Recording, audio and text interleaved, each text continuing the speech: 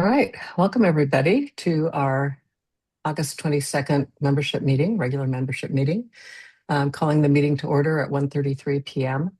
I want to thank everybody for coming. We have a great turnout today, and we're going to have some exciting presentation later on the wildfire plan, the Tillamook County Community Wildfire Protection Plan with Dave Wells. With Dave Wells. And we're also going to have some great updates from Ran on the community plan steering subcommittee and from Jeff Walton on a roads project. So as well as our regular items, including budget adjustment and treasurer's report. So I just want to certify quorum. And can the board members please introduce themselves? I'm Nancy Vandell, chairperson. I have no conflicts. I'm Alex Clark. I'm sorry. Go ahead, Chris. Chris Okowski, treasurer, no conflicts. Alex Clark, vice chairperson, no conflicts. Great. And also monitoring task force chair and our speaker chair. So multiple hats. Yes. Okay. Michael Beach, Candace. parliamentarian. I have no conflicts. Thank you. Candace. Candace Miller, secretary, no conflicts. Susan Schomburg, Okay. outreach task force, no conflicts. Great. Andel Cook, Nesquin Community Plan Steering Subcommittee Chairperson, no conflict. Great. Angelo, bylaws, no conflicts. Great. Okay. Thank you all. And then Jeff, do you want to introduce yourself as our roads guy? You're muted, Jeff. Not exactly part of the board. Okay, thank you. Jeff Walton, I'm nobody. You are not nobody, absolutely not. Okay, can the rest of you please just give a quick introduction? I'm going to call on you so that we're not all shouting at once, and just state how you might be a member, property owner, resident, business owner, kind of the three categories or combo. So Guy Siebert. Yeah, Guy Siebert, resident. Thank you. Joni. Joni, you want to come up and just say your name? Yeah, I just like them to say your name and how you're a member. So resident, business owner, property owner, combo. Did you catch me? I heard somebody ask if you just Candace want the name. Spoke up. I didn't know if you could hear me. No, I couldn't. Okay, Joni Blum, resident. Thank you, Joni. Welcome. Tom Slipe. Yeah. Tom Slipe, resident. Great, thank and you. Sometime editor. Okay. And is Ann on the phone with you or on the call with you? They're downstairs. Okay. I see. I don't think Michael. I don't think they have a mic going. I don't know. Okay. I see them in the Hollywood. Oh, there they are. There's Michael and Ann. Great. So while I'm there, Michael and Ann Slipe. And Tracy. Michael Slipe. My wife here. I don't know if you can see. Oh, hi. My wife Tracy. Welcome. We have a nice spread. Okay. Nice to see you all. Julie Russell. Hello. We have a home on Woodburn Way, and it's nice to see everyone. So thank you for having this meeting. Welcome. I'm glad you could come. Tom Perhodich. I'm Tom Perhodich, resident and property owner, Nesquin, and I have many conflicts. Would you like to state that? You're allowed. Since you're an expert in this area. We take these statements seriously, even if you're joking. Okay. So. I have no conflicts that are pertinent to this meeting. All right, thank you. But I have Heidi. Okay. Hi, Heidi. Heidi Heidenreich, and I'm a resident and homeowner. Yeah. Thank you. Michael, Bill Bush.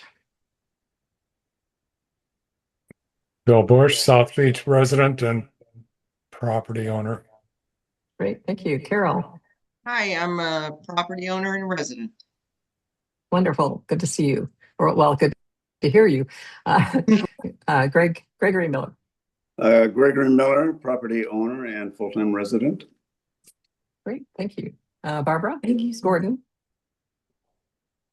Hi, Barbara Gordon. I'm a 25-year property owner and I operate a short-term rental occasionally.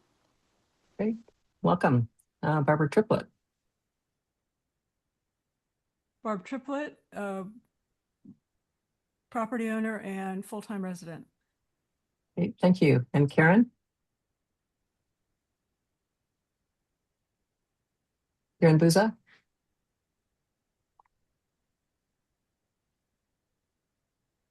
Well, I'll wait for you to, there you are. I think I figured it out.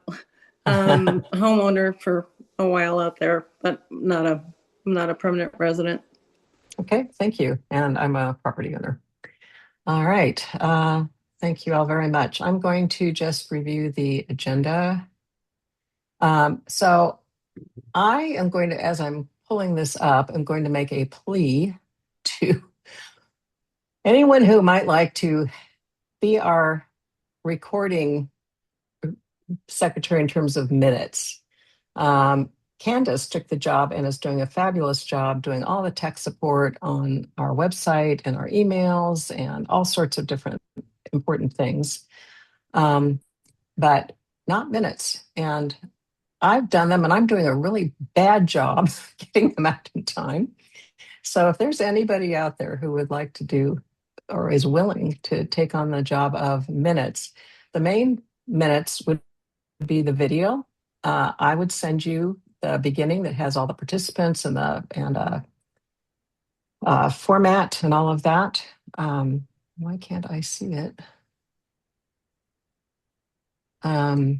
So it would be, relatively simple to do. If I could just find my screen here to share. Any volunteers? Anyway, there are 3 sets of minutes in the meeting folder, and I would really appreciate everybody reviewing those if you haven't had a chance already. One just went in. Why am I having trouble finding this? I'm sorry, I'm going to have to start from scratch. Well, Nancy, I can do it based on the transcript. So I'll do that. On the minutes? Okay. Yeah, I'll do the minutes based on the For transcript. today? Okay. Yeah. It'd be nice to find a permanent person, but thank you, Rand, very much. I'll appoint you for today. Thank you. Okay. Okay. I have it here. It seems like it should be easy to share.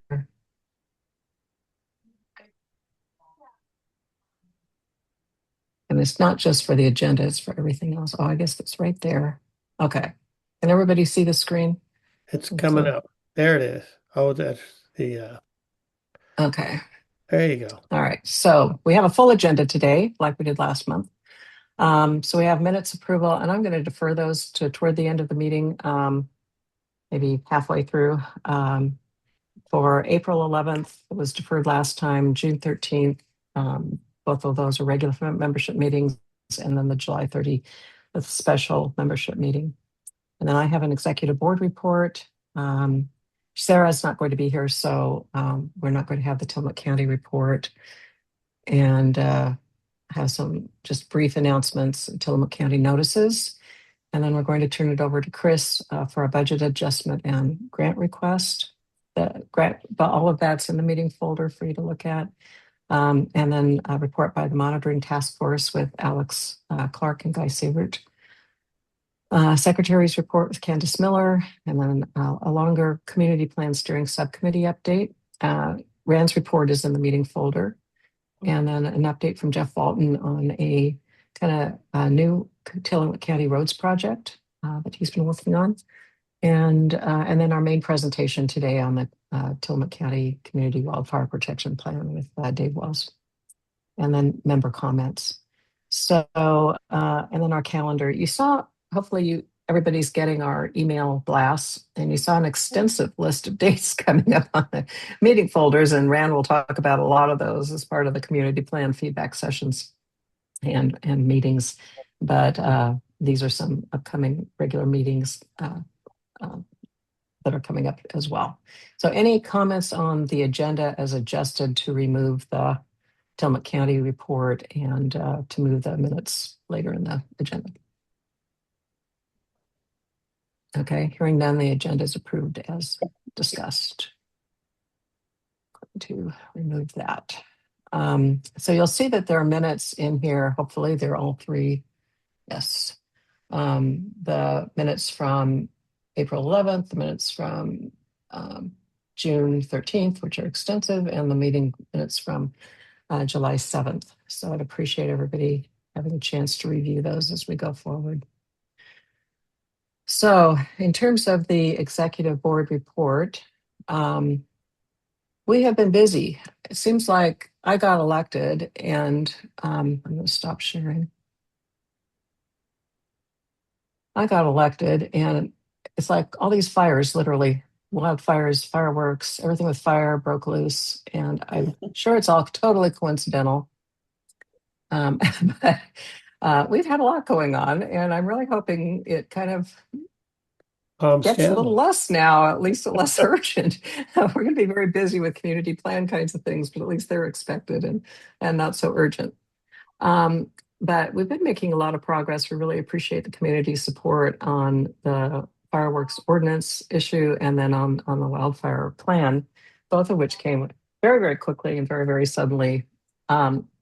It also has served, as we talked about in the June meeting with Sarah, to raise kind of an issue of the role of the NCAC and the other CACs around the county. The board order that was established in 2013, which is also enshrined in our bylaws as our mission, includes our going beyond land use. And Guy Sievert, I know, can talk extensively about this as he was involved with it. But it involves issues of public safety, roads, I mean, just throughout the county, and it entitles us to go out to state and federal agencies and other agencies within Tillamook County. But because of some of the activities we're doing on fireworks and public safety kinds of things, as well as other CACs have been going into, the Board of County Commissioners is relooking somewhat at the role and what is the appropriate role.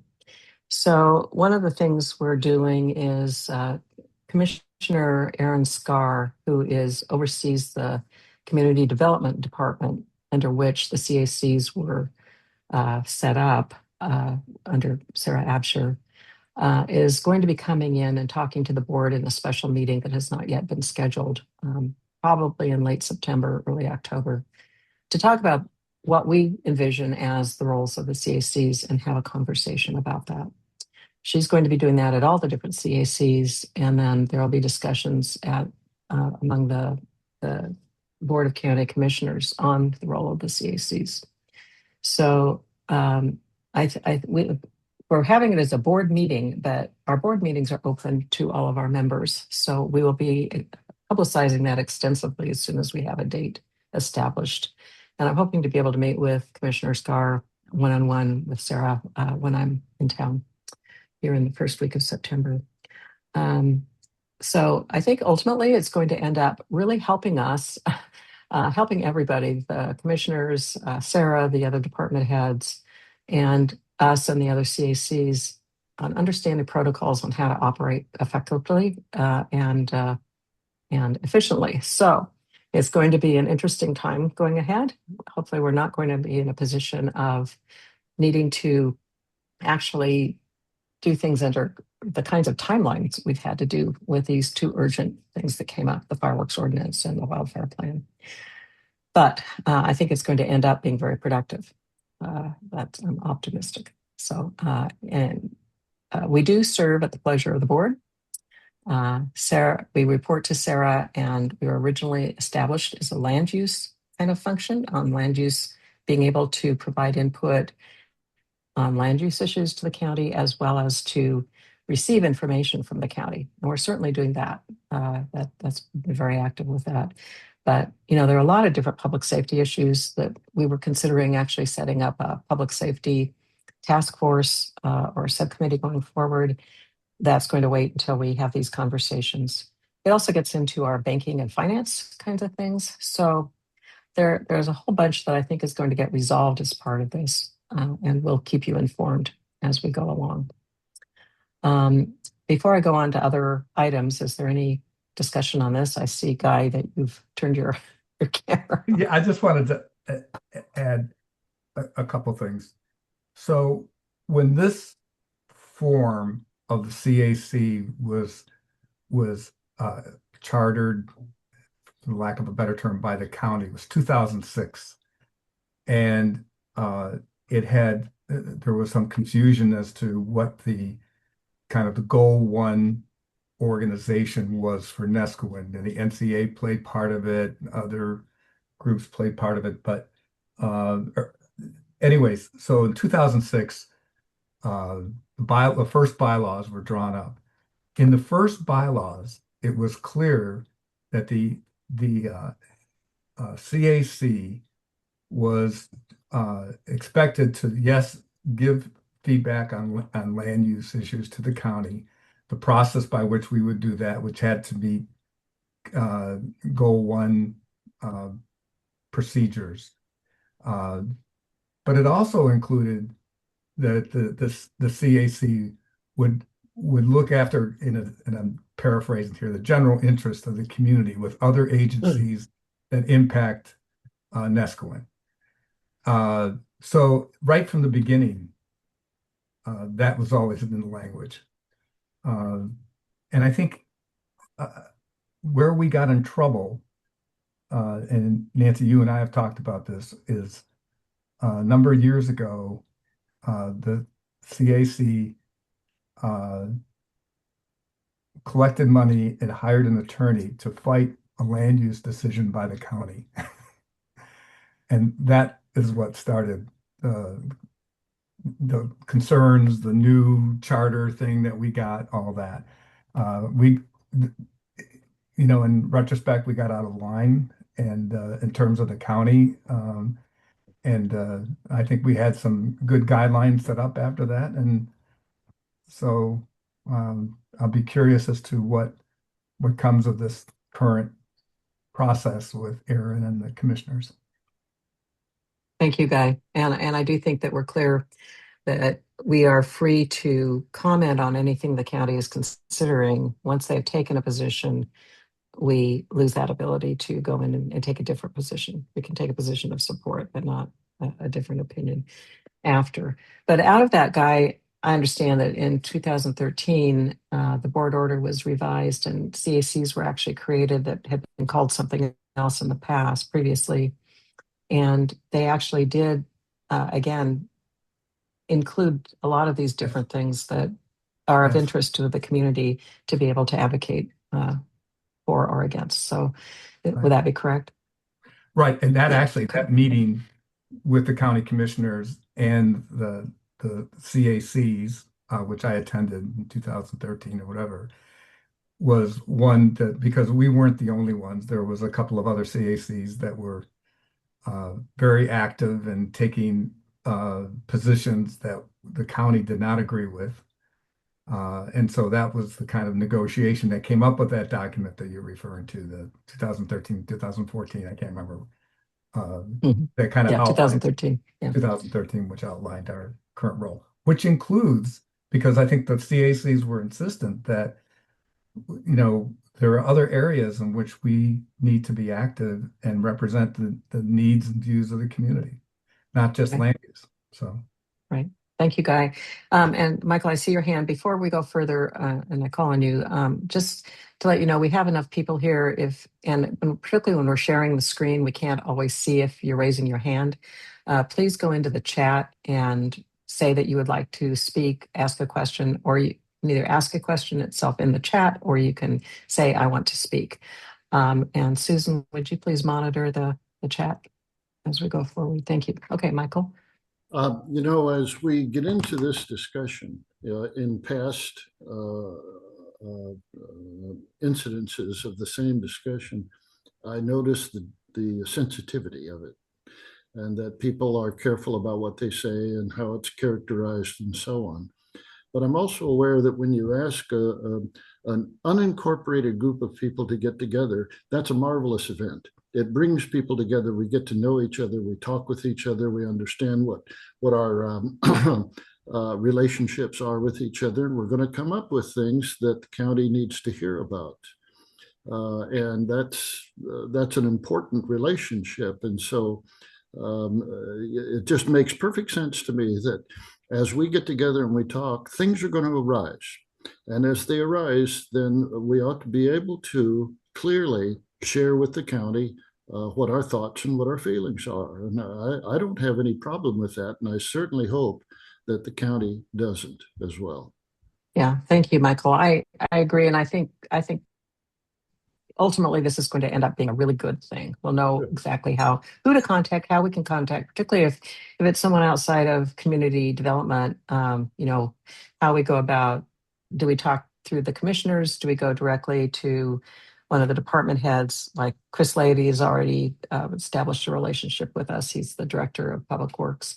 But some of the other areas, and each commissioner, it turns out, oversees different parts of the county departments. So I think so as well. Thank you for that. And out of one of our board meetings, we've had 2 board meetings since our June meeting.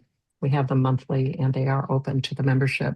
We did appoint a task force consisting of Wyatt Angelo, Ron Koch, and me to come up with some talking points to bring back to the board to be prepared when Commissioner Scar comes, about what we as a board would like to discuss. And we'll have that published as well to the community. We value community input on all of this, and hope that you value the NCAC. We want to be something that is of service to the county. We want to be a positive force for the county as well as to our community. So any other discussion on that item before I go on to others? Okay. So another issue that's come up that came up in the June meeting is some discussions on need for funding for the coming year. And welcome, David Wells and Lori Kovic. I see you joined us. Welcome.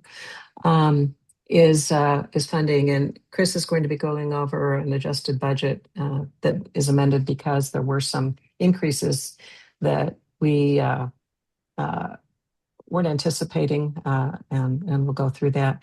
Also, at the last meeting, there was a suggestion by RAN and some other comments by NCA members that we should apply for a grant from the NCA for that funding. And so Chris has prepared an excellent, just very impressive grant proposal that's in the meeting folder that we will also go through today. I was thinking we had to take that to Sarah Absher for approval, but as I was doing the minutes for the June meeting, I see she already kind of gave us that. So I think we're actually free to take that and submit it to the NCA should the membership approve it. The policies, procedures, and references under grants say that we have to get membership approval for grant requests as well as county approval. But Sarah had okayed that in June. So we will be doing that here shortly.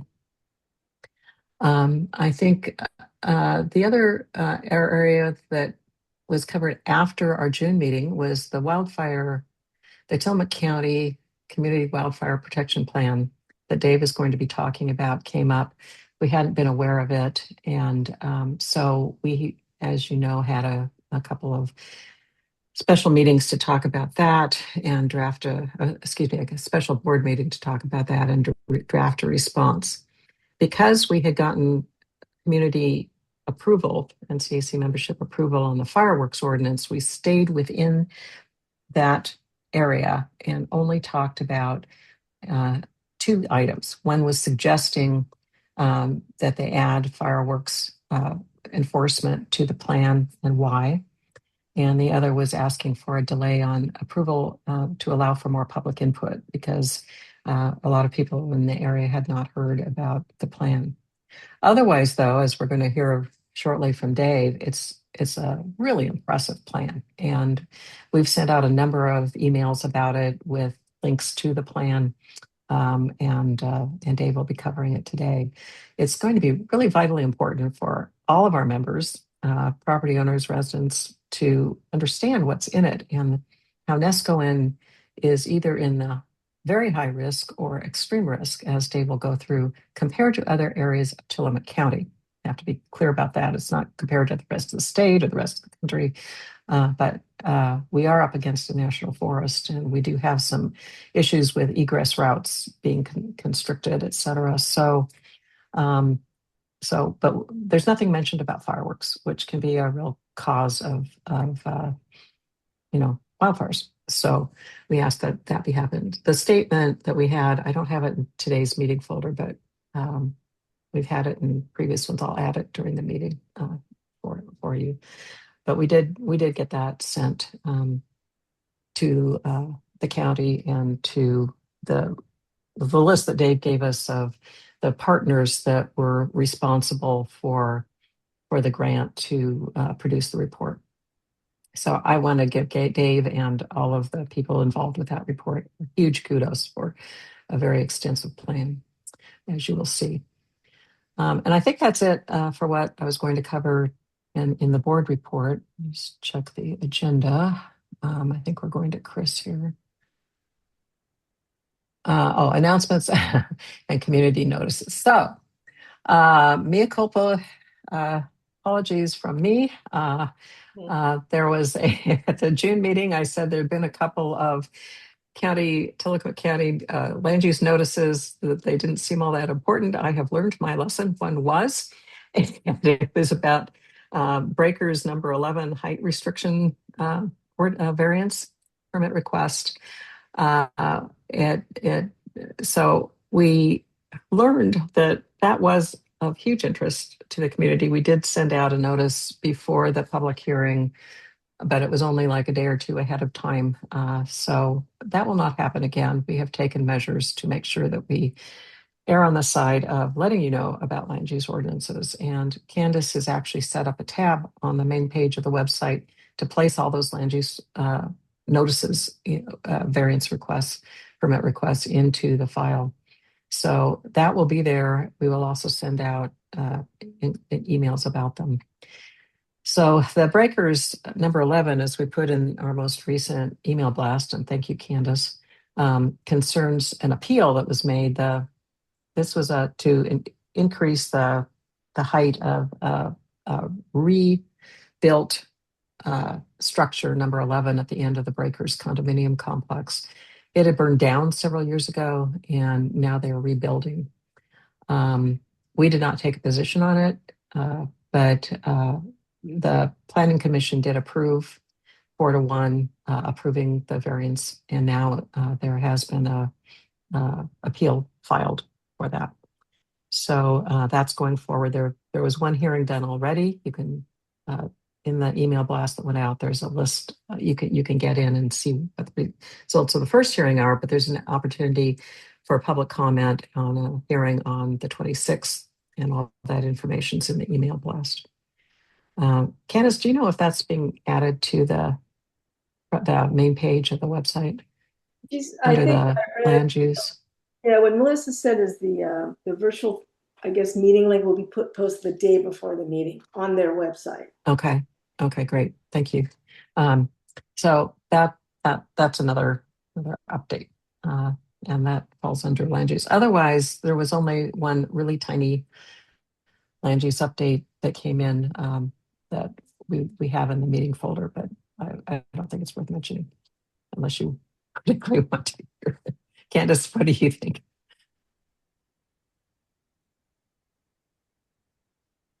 Well, we did not approve. Johnny Bloom asked in the chat, why did we approve the extension of the rebuilding of Breakers number 11? We did not approve it. The Planning Commission approved it. We took no position. The NCAC took no position. It's now being heard on appeal through the Board of Commissioners. Okay, any other questions on any of this?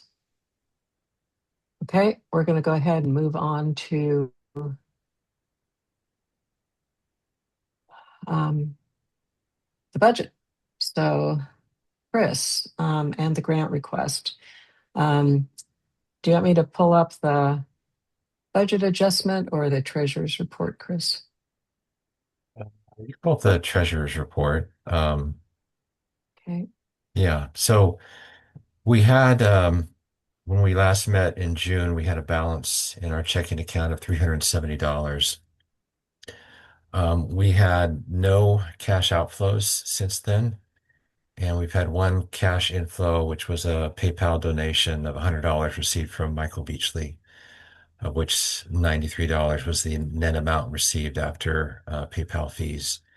And that gives us an ending balance of $463, which agrees to our bank statement. And we only have one expense upcoming, which is next month for our annual Zoom renewal, and that's $170. And as Nancy had alluded to, Rand did share with me an example grant request that the NCA has received. He shared that with me, and I use that as kind of the foundation of my grant request for technology needs for us to conduct our business.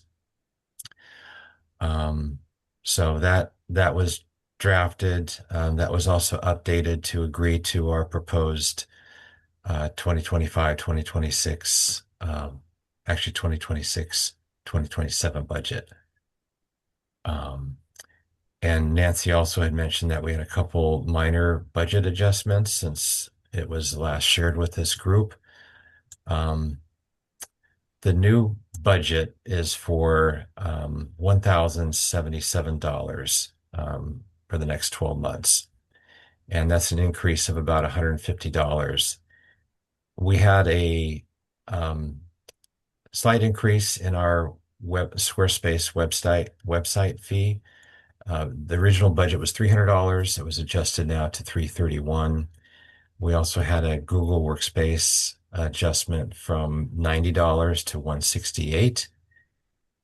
And that is due to additional storage needs that were required by the county.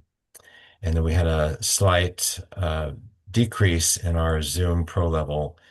The original budget amount was $180, and that is now $170. So that gets us to the $1,077.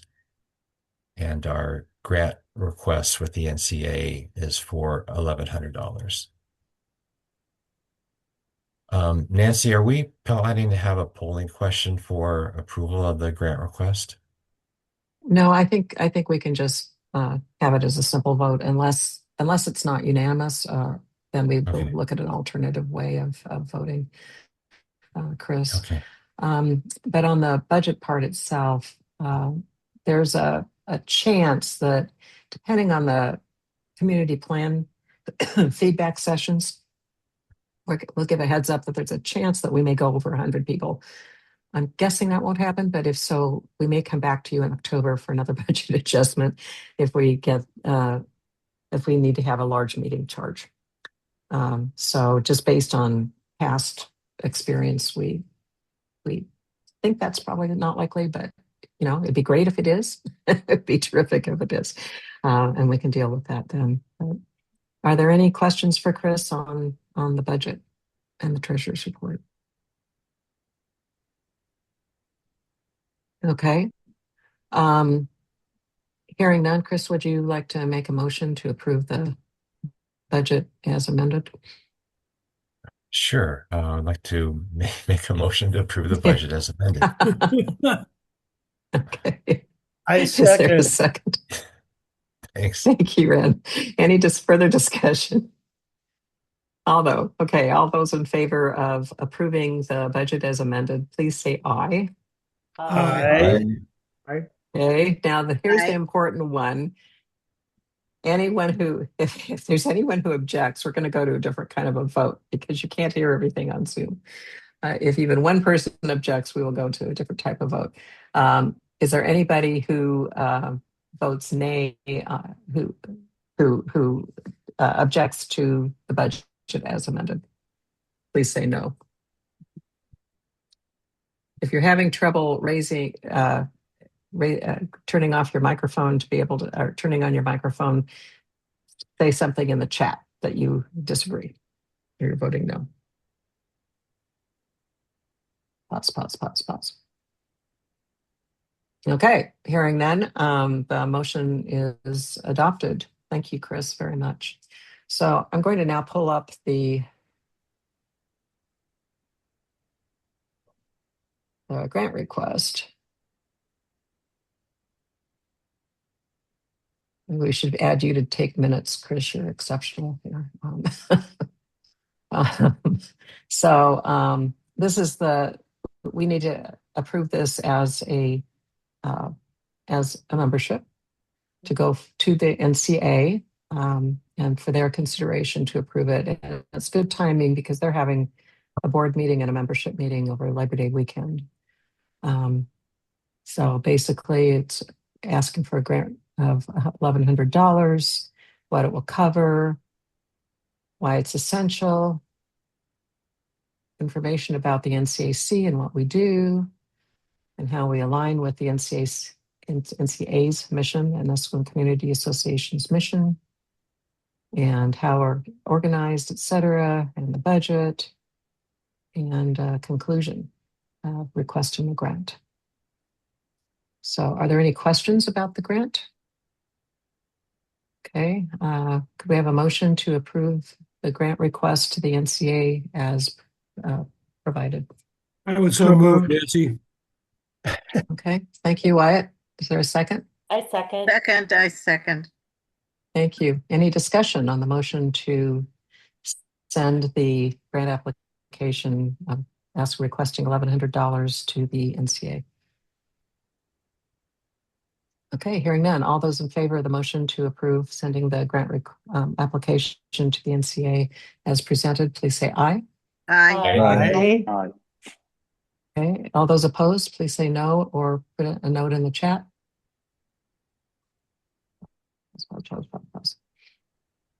Okay, hearing none, the motion is approved unanimously. Great. Thank you all. And thank you, Chris, for all your work on that very much. Good work, Chris. So just to let you know, we do plan to go to the bank in the first week of September to add me as a check sign or authorized signer per the PP&R. The bylaws subcommittee, I believe, is going to consider early in the fall, in one of their first meetings, adding the vice chair position as another authorized signer on the account, and then we would deal with that in the future. However, pending all that, we are having these discussions with Tillamook County, and they understand that while they should be providing us funding for our operations, they're not in a position to do it. That they just want to make sure we're following rules and that kind of thing. So we'll have that, but the motion carries as I mentioned. Okay, let's see if I need to do anything else before I stop sharing. No, I can stop sharing. So monitoring task force, Alex and Guy.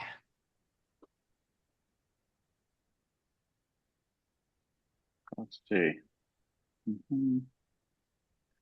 All right. I know I spoke with Guy today. I don't have anything to add from the monitoring task force. I know I spoke with Guy earlier. Guy, I don't know if you have anything aside from what's been coming through from the county on the height variance. Well, I think we notified people that ODOT has delayed by 1 year the bridge on 101 over Butte Creek. But they are going to do work on the bridge at where Slab Creek comes into 101. So there's going to be issues there.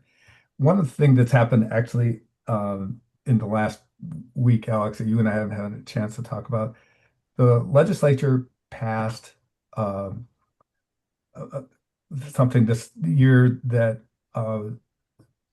required the Department of Land Conservation and Development to develop new rules about shoreline protection and to make some definitions to when more natural protections of the shore of the coastline are more in line with the state's mission versus structural protections, et cetera, et cetera. So I saw this a couple months ago, and Oregon is unique in that when it does this, when the legislature requires rulemaking, the particular department has to put together, the agency has to put together a rules committee to go through and develop these rules so they can be submitted to the particular commission, in this case, the DLCD commission. So I saw it. I actually just threw my name in as a potential public member, and I did get appointed this past week to the DLCD Rules Making Committee on Shoreline Protection. So I was thinking that when we were talking about the role of the CAC, as this process is going to take about a year, I'm not sure how it will impact Neskowin. We already have a structural protection of the shoreline that was platted prior to 74, and that's why we've got riprap where we do. But there's other areas that are not allowed to have riprap. As you know, you walk the beach between Corvallis and North Neskowin. It's going to be interesting just to see what the state does with that. And the CAC may have, everybody's allowed to comment on the process. It's a public process, but I will be a member of the Rules Committee. So something I can keep everybody up and informed about, something that may directly impact us in the future. Great. Could I just ask you guys, will that have anything at all to do with the FEMA BIOP issue? Well, the FEMA BIOP, by the way, is which caused the breaker condo issue. And the connection there is that when FEMA redid the flood maps for Oregon, and in particular the Oregon coast, the whole area along our shoreline was rezoned in terms of flood exposure. And when the new condo, for instance, that breakers had to rebuild, they had to be 8 feet higher to meet FEMA rules because of the flood zone that they were in, that all breakers is in. Now, this would stand for anybody along the shoreline that's within this zone. They may have that same requirement. So what you're going to see if this, in fact, appeal doesn't get, if the decision of the Planning Commission doesn't get reversed, that new breakers building is going to be 8 feet up on stilts because that's the FEMA requirement on the shoreline in this zone. So, and then they requested that they go 2 stories above that so they could still capture the square footage that's normally in those condos. And that took them above the 25 feet maximum height for the along the shore. So I'm not sure. It's going to be interesting because the FEMA people, federal people, will be part of the Rules Committee. So there might be some of those that coming back as to how their new flood maps impact what's happening here in Neskowin. And it could be little things like, Sutton Creek, which runs through South Beach, is tidal, and how those properties are protected along that may be another impact thing. I mean, there's just things that we don't think about. So I'll keep everybody updated, certainly the CAC updated. And when I see an opportunity for the community to have a discussion and give some input, I'll let you know. Great. Thank you. Thank you. Did you have anything else, Alex or Guy? Okay, Alex is shaking his head. Great. Thank you very much for that update. Does anyone have any questions for Alex or Guy? Okay, moving on. Candace, our illustrious secretary, who has been doing an incredible amount of work on the website. I did check into whether we can do the PayPal donations and deduct that. That has to be done through PayPal and not through the Square our website. So I don't even know if there's a way to do that. There is an option where they have Squarespace payments, but that they charge also a fee like 2.9% plus 30 cents or whatever the donation is. So it probably wouldn't work for us at all. I think Zelle would be the best if we can get that set up. And I'm hoping we can, right? We're going to work on that. Okay. Yeah. We're going to try that the first week of September. So. Yeah, so that's all I have for this meeting. Okay, thank you, Candace, and for all your work. Okay, check the agenda here.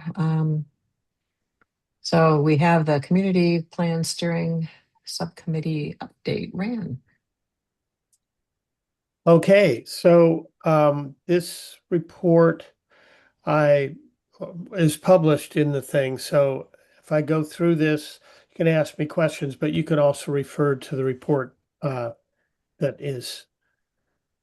Would you like me to? Do you want me to share that, Ran, or do you want to just talk to it?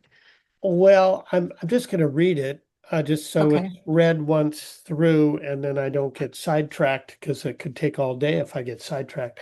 Okay. Sounds good. The Neskowin Citizen Advisory Committee has prepared the Neskowin Community Plan to serve as a tool to achieve the vision and goals of the Neskowin community, provide recommendations for amendments to the Tillamook County Comprehensive Plan and Land Use Ordinance, and serve as a guide to respond to issues related to growth, land use, and development. The plan aims to protect and preserve the natural environment, maintain the rural character of the community, and ensure that development is consistent with the community's vision and values.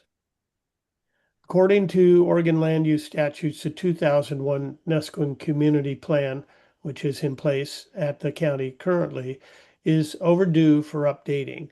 The response the Neskowin Citizen Advisory Committee has prepared is an update. We're working currently on revision number 51 to present to the community in 4 to 5 feedback sessions beginning Sunday, September 20th at 2 p.m. The most current draft is posted on the neskowincac.org website, and we hope that you will take the time to read it in advance of the meetings, plural. The draft developed by the Neskowin Community Plan Steering Subcommittee over the last 3 years will be reviewed, and comments will be considered by the subcommittee at its meetings, also open to NCAC members, between the feedback sessions. Feedback sessions will be held via Zoom every other Sunday from 2 to 4 p.m. beginning September 20th. The final review and presentation for approval by the community will be determined as the community participates in a complete review of the document. After all comments are considered and addressed by the subcommittee, the final draft will be presented to the NCAC membership for final approval. It then goes to Tillamook County for their hearing process. Feedback session notification and meeting content will be distributed ahead of each session through emails to the NCAC email list of nearly 700 emails. Reading by the community of each presentation before the meeting will prepare participants for comment at the meeting. If you do not currently receive notifications from the NCAC, please subscribe on the website neskowincac.org. The subcommittee will present the document one section per feedback session, providing participants the opportunity to read and respond to the content.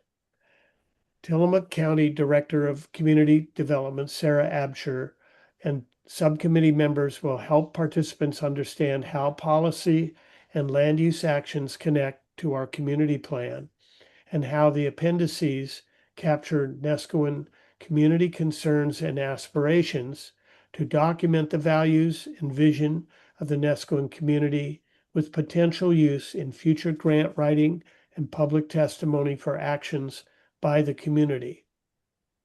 Our editor, Tom Seep, has tracked and developed the format for the document, making significant improvements over the previous document or the in-place document in how the document is formatted to clarify the purpose and function of the document. Sorry, there are a lot of documents there. Subcommittee members Lori Kovac, Lynn Saxton, and Guy Sievert have contributed much over the past 3 years to develop the plan as well. And this is my report as the chair of the steering committee. We have any Okay, questions? Thank you, Rand. Does anyone have any questions for Rand? I just have to say the community, I've been attending most of their meetings. They have been just doing a phenomenal job. And working with Sarah and as Rand said, Tom Sipe has been doing a phenomenal job editing this document as well. It's quite a procedure and trying to figure out what goes in the main plan versus what goes in the appendices and trying to capture what the community what's important to the community in all those different areas. So so you're going to hear a lot in the feedback sessions. We really hope they're going to be well attended. They're very, very important. And as Rand said, please try to read the documents. The latest versions will be up front. Candace has set up a folder for the latest version of the plan for each thing. So there's quite a bit of discussion about when to set up the feedback sessions, and every other Sunday afternoon at 2 from 2 to 4 was the result. So beginning September 20th. We envision a special membership meeting at some point between November and January to adopt the plan to submit to the county. Does anyone have any questions for Rand or for the committee? Okay, thank you, Rand, very much, and to all of the committee members. I see Lori here and Tom Sipe, Guy Siebert, and Lynn Saxton as well, who's not here. All right, we are now at the Tillamook County Roads Project, and I just have to give a shout out to Jeff Bolton. He was major force in the roads project last year with the Midnight Pavers and in partnership with the NCA and Tillamook County Public Works Department in getting the roads paved. And I know Rand was heavily involved with that as well, and has now taken one part that was suggested in one of our board meetings and worked to get funding from the county for gravel and some of the other areas of roads. So take it away, Jeff. Okay, well, here we go. I hope this is welcome news. That's at this point, we're talking about the specific road projects are the gravel roads in Nestwin. That's like Forest Grove, Hillsborough, Susan Schomburg area, Silverton, Carlton, all the unpaved roads that are county roads that are graveled. Some say they need refreshing. Some say, hey, they're just fine. Leave us alone. I get all kinds of mixed reviews. So anyway, I was in the process of gauging interest, and I got some interesting responses. But the good news is the county has agreed to deliver gravel for nothing to the site delivery, but will not spread it, or just kind of like what we did with the paved roads. We got the asphalt for county covered the asphalt delivery, and it was up to us to lay the paved roads. Similar to this case, we can get the gravel in, delivered, and then it's up to us to spread it around. And I've been asking a question, well, can we pave these roads? I don't see why not, but I did not get an agreement, or have I asked for any pavement for those roads. So anyway, at this juncture, there really is no project. It's gauging interest. Are people interested in that, or people want to be left alone? So this coming NCA meeting here for Labor Day, they're asking me to stand up and embarrass myself best I can about this project and try to garner some interest or determine if there is any. And if so, are people willing to participate with some money that may need to be required to apply the new gravel in these areas? Some streets may say we're just fine, some may not. Anyway, so that's what's going on. Any questions?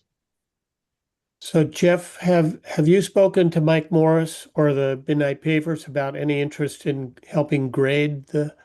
I have, and I have. That's a good question. And I brought it up, and there was, I'll call it a demurred response. It was kind of medium. These guys are in their 80s, and they really worked their butts off to get what we've got. And for me to press them to go for more, I chose to soft pedal that. I asked their interest, and they're considering it. Okay. So that's it.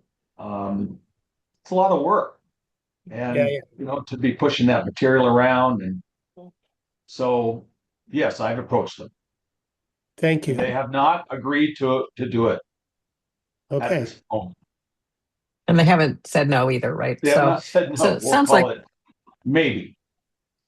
Yeah, it sounds like we may need to try to see if there's some people that could help join them that might be a little, in their 70s instead of their 80s, or who knows, maybe even their 40s to help with these kinds of ongoing road Well, projects. I hate to go ageism, but the reality is people wear out, and this is not the work for people that are seniors. It's gravel and heavy work, shovel work, and so on. So I'm concerned about their health. You could easily hurt your back doing this kind of thing. So anyway, and you said they have a big it. tractor that might be able to help spread the gravel, right? Some equipment that they might be able to use. So just a quick review on the past. Mike reminded me that actually he did try to smooth out he has called it a box. I'm not a roads expert. I'll just say it's a method to smooth out gravel roads that have been rutted or filled with potholes, that kind of thing. And he took them across a couple of the gravel roads in Neskowin some years back. I can't tell you what those years are or how people felt about it. But he said, "Hey, we tried to help in places where we thought they were needed the most help." So that's all I got so far. Okay. Well, thank you very much for all your work on that, and we'll look forward to further reports and money and or volunteer time that might be coming out of this, as well as you said, whether there's enough interest, particularly from the people who live around that area, right? Those roads. Right. Can I just ask, Susan Schomburg, you there? Yep, I'm here. So what do you think of this? I think that my brother would help, and another person to ask is John Whittela, because he's got some real good connections building wise, and he on Hillsborough anyway. Speaking for our street, I know my brother would help, and the Whittela's hit John up and ask him. Okay. All right. Well, it's something you guys would be interested in pursuing, is what I'm hearing you say. Oh yeah, for sure. Okay. All right. Yeah. So Thank you, Susan. So it may also work to go either street by street or kind of neighborhood to just have people contact each other and find out if people on their road are interested, and then somehow have a feedback way that they could, I've talked to 10 people on Hillsborough and we're all up for it. And we've got somebody who will grade it, and so it could be self-organizing to some degree, depending on the interest in the street and who knows about it. Yep. It sounds like maybe both Rand and Susan might be able to work with you, Jeff, on this. And I see this as another just great partnership with the NCA that we've been enjoying with the debris cleanup and last year's road project, where we can do some of the communications and you can coordinate representing us. And I know Rand was out there with his chainsaw, et cetera, with the debris cleanup project. And, you've been a great asset bringing in, liaising with Tillamook County, Chris Lady, liaising with Lady for this as well. So thank you. Any other questions for Jeff? All right. Thank you very much. How many people have actually looked at minutes? Okay, we're going to go with our program with Dave Wells. Let me just check and make sure I'm still on the agenda. Please stay though, because these minutes are important to get approved before the end. And so I want to just introduce Dave Wells, who's the project manager for the Tillamook County Community Wildfire Protection Plan. Actually, Alex, would you like to introduce Dave?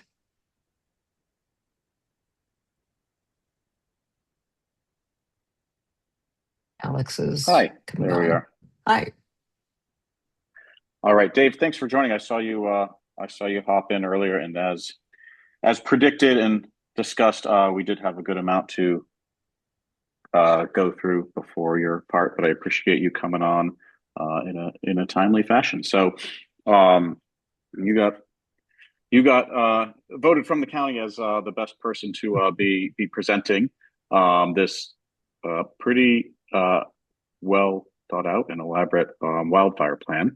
I know you gave a great discussion that a number of our members attended the slideshow, and it was important enough and concerning enough to us in Neskowin that we decided, boy, we should really have you come and talk to all of us so that more of us can see what's going on, and also when there's a chance weigh in on what's going on. Did I imagine, Nancy, do you have or Dave, did you have a slideshow that you sent over, or are you presenting the same slides as the presentation in June? So I did work up a new PowerPoint, and I don't know if I can do this by sharing my screen, if that would work. You should be able to, yes. Yes, Okay. as long as we've whoever the host is, as long as we've allowed that screen sharing. Yeah. Yeah, you should be fine. If not, I'll let you. But Dave, if you could email that to me, I can add that to the meeting folder when you're done. You don't need to do it now. Yeah, I can do that. Thank you. I've compressed it, so we'll hope that it'll travel to you electronically there, but it should. Yeah. Yeah. Well, thank you so much. Okay. Well, thank you. Thank you, Chair Nance, Chair Vandell, and members of the CAC for allowing me to talk here today. I've been working on the program and just wanted to let you know that at the Fire Defense Board, which was yesterday in Hebo, they sort of have recommended that the board go forward with final approval. So we'll be looking for signatures from the county commissioners, the Fire Defense Board chair, who's Chief Todd Hesse out of Rockaway Beach, and the Department of Forestry District Forester for Tillamook, Kevin Hill. So those are and that would basically complete the final formal part of the plan. However, if you look at it, I think as we talked earlier, Chair Vandell, that we wrote into it to be a little more living document than just sort of a static thing that we put on the shelf for 10 years or whatever. And also at the end of the program, there is some mentions about fireworks. So, if there's another reason to stay on to the end, not just to approve the minutes of the meeting, this might be another one just to see what was added there. Thank you. But so let's look at that. Let me try sharing my screen and we'll see what happens. And thank you for coming on a Saturday, Dave, as well. Okay, here it is right here. I don't know if that worked. It did. Okay, great. Well, it's great when technology works. We'll see if it keeps on working, because that's over on another screen that I have over here. But that's good enough. Well, this is what I will be talking about. And I have about 32 slides. How much time do I have today, Nancy? I think we have you scheduled. The meeting is to go till 3:30. We have you scheduled until, I think we had said 45 minutes, didn't we, Dave? Plus including questions. Okay. Yeah. Let's so see. I think we can get through them. I've sort of tried to be pretty lean on them, but I thought I'm trying to compress about 150 pages into this time here. So I'm not trying to do everything, but I do want to pick up some of the highlights. So this is, if let me just say, if we could end by about 3:15, that gives us time for minutes, hopefully. Great. Okay. So this is a revision of the 2010 plan. It's now the 2026 Community Wildfire Protection Plan. And hearing from Randy Thorpe, the Community Emergency Director for the county, this is going to be included in a larger document, the whole emergency management plan for Tillamook County. So again, that, if there's opportunities for grants and funding and to complete some of these projects, it might be a little more available because it's in this bigger document there. This is being incorporated into that. Let's see. It works great. So, well, I'd like to get right into the exciting things that are happening in Tillamook.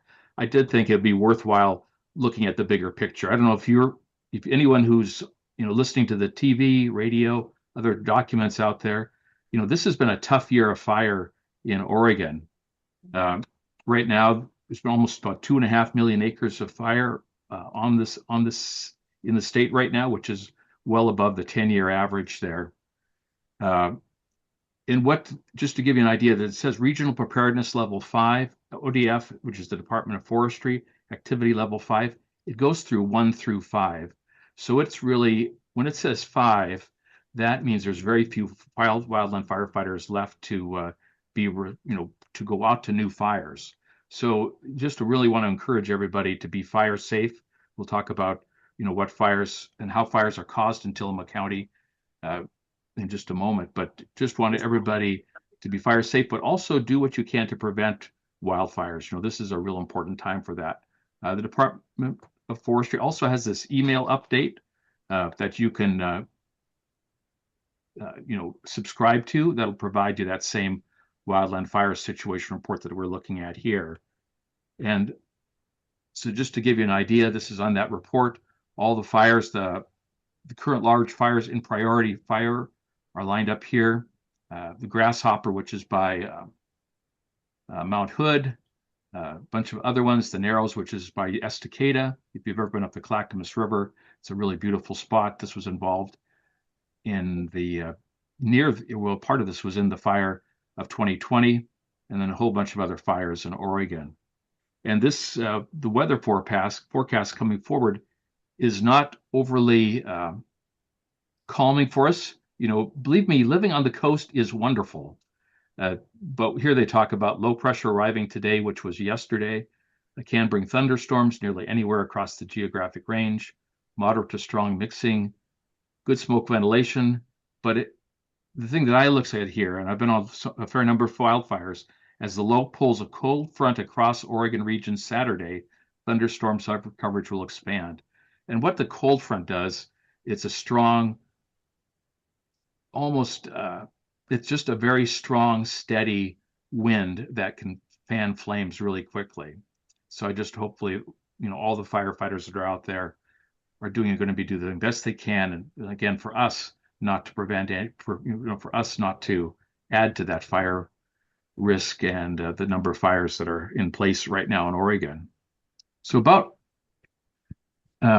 was looking at this is another document that was added to the fire plan, but I think it sort of creates a nice, overview of where fires are happening. And this is I just want to bring out some points on here. This is wildfire ignitions, not total acres burned, but the top 3: recreation and ceremony. And I was trying to figure what ceremony is, but I think it's what is those candles that you can launch underneath like a balloon, and if they float off and where they land, they can start fires sometimes. They're actually illegal in certain times of Oregon now. Debris and open burning, of course, that's sort of a classic one across all of Oregon where that happens. Burn barrels and other types of burning like that. Equipment and vehicle use, like driving onto high grass or catches fire along the side of the road. And then the other ones, firearms and explosives, railroads, and misuse of fire by a minor. In there, you sort of see that fireworks is down near the bottom, but it's not insignificant, and we will talk about it at the end of the program there. We are looking at the types of ignitions by month. The dark purple band is the human-caused fires. You can see it's January, February, March, not too many, but you get on here July, August. We're coming to the end of August, heading into September. There's not much difference between those 3 months. And when you look at really that September, October, and November, that's when some of our biggest fires have happened here. Of course, the Tillamook burn started in August, but it really took off near the end of August and into September. Historically, I don't know if any of you remember the Echo Mountain Complex, not far from Nesco in there, just over the hill. Yeah, I imagine there are people who remember, and maybe even had friends who were sheltering in place, people from the Nescoan area or the Lincoln City area looking for places that weren't burning at the time. The fire, I believe, started somewhere up in this area. That was determined to be a power line that caused the fire. Evacuation routes, something we'll be talking about in the program or as part of the plan. And met people who worked up here and were there when the fire started. One where the fire was very close to starting. They were actually in Europe at the time, so they missed the whole thing. Their neighbor, though, I don't know if you could see my cursor move around at all. Their neighbor was right about in this area, and the fire had gone across the bottom so quickly that they couldn't drive out. They actually knew of an abandoned road that they could hike across and ended up in this part of the area right here, sort of outside the fire, just fortunately outside the fire.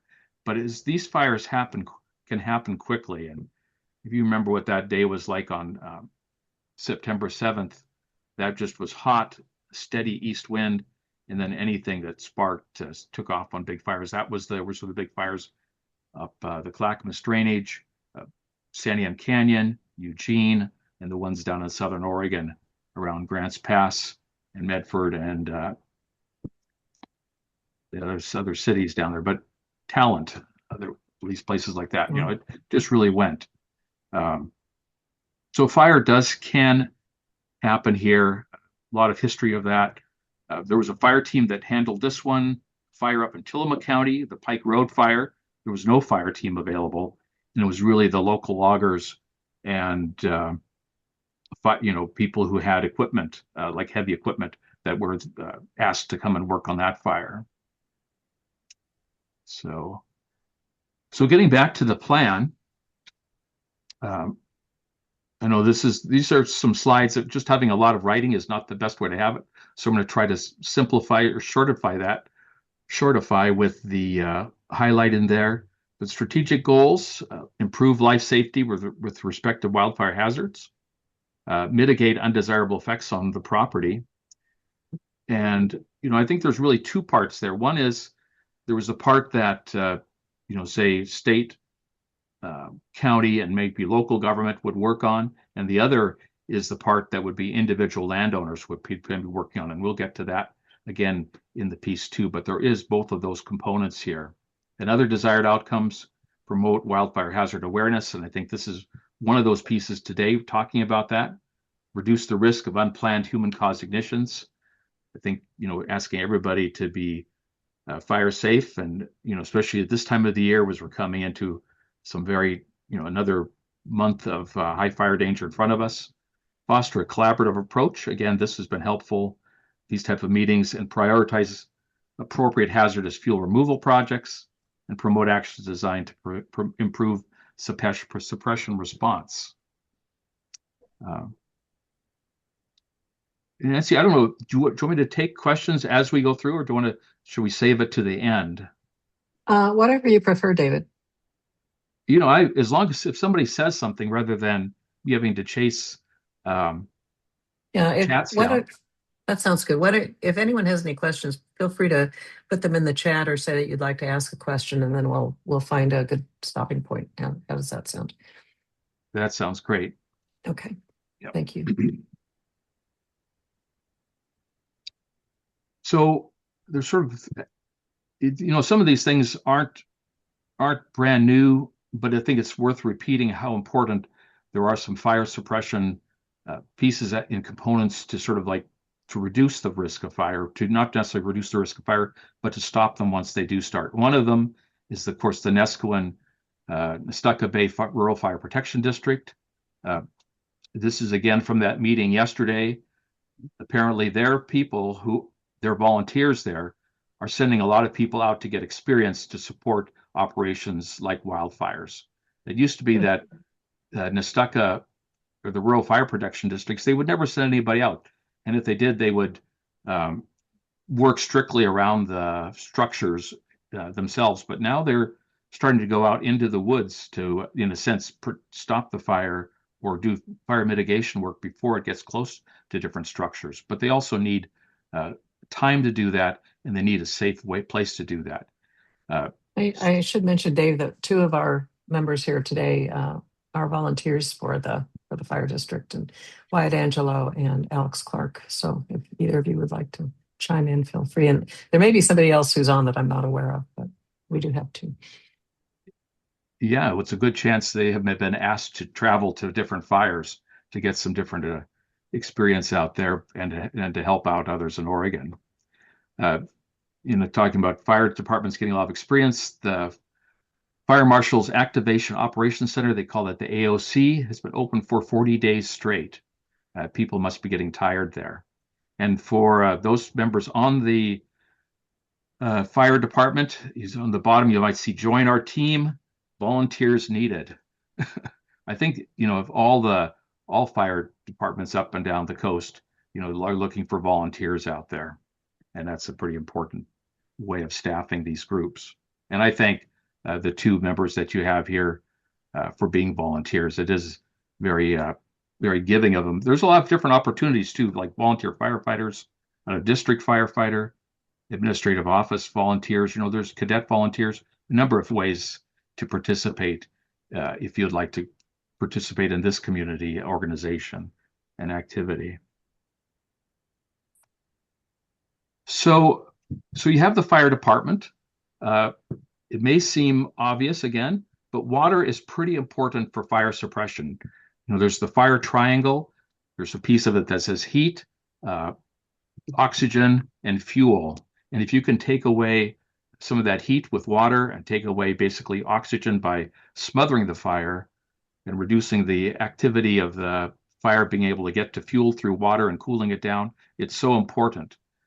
This is a map of the hydrants in the Neskowin area and a little bit north of you there and some of the developments there.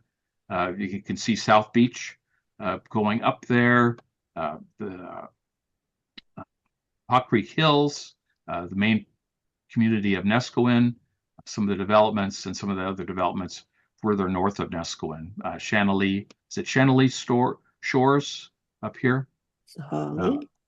Shanley, okay. Sahalee, yeah. Sahalee, okay. Is this really, when I went through Sahalee Shores, it was really amazing how many fire hydrants you did have there. It seemed like they were well developed with hydrants and roads. This is a thought out area for, that people have been thinking about fire prevention in this area or protection and creating defensible space. I think one of the most beautiful fire hydrant views I've ever seen is up on South Beach. It's this red fire hydrant with looking out over to the Pacific Ocean. That fire hydrant has one amazing view out there. And I just, I like that picture because, but it is important to get that water up there. And, it's, if needed, it's available. And if it wasn't there, you'd have to truck it up this really steep hill. So really important to having these fire hydrants out there. And the other one is thinking about evacuation, ingress, egress, and routes during a wildfire. That, talking about thinking back to the Echo Mountain complex, that one individual route was cut off to be able to drive out of there. That, even trying to walk down the hill, they had to sort of use this abandoned road that he knew about to walk to safety. And that is something to think about. And when we look at the mitigation measures, we'll be talking about that. But being able to get out of an area to safety is so important. A lot of our roads here, like in Neskowin, was noted here. The primary evacuation route is US 101, secondary local streets, and the possibility of coastal hazards and compound evacuation problems. Pacific City is not much better. Cape Kiwanda Drive to US 101, a couple ways out, maybe Highway 22 or maybe Highway 130. I thank Nancy and crew for bringing up Highway 130. I don't think that was in the original plan there, or at least not as documented. limited access, seasonal congestion, and then some of these rural forest areas, there just isn't, there aren't many like large roads that connect to 101, 6 or Highway 22. Some of them are specific and private forest roads that may be gated. Most of them are narrow, some are dead ends and limited turnarounds.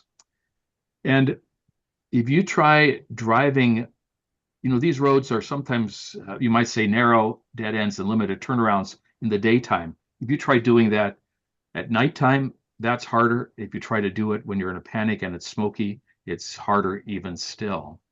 So, this evacuation is pretty important.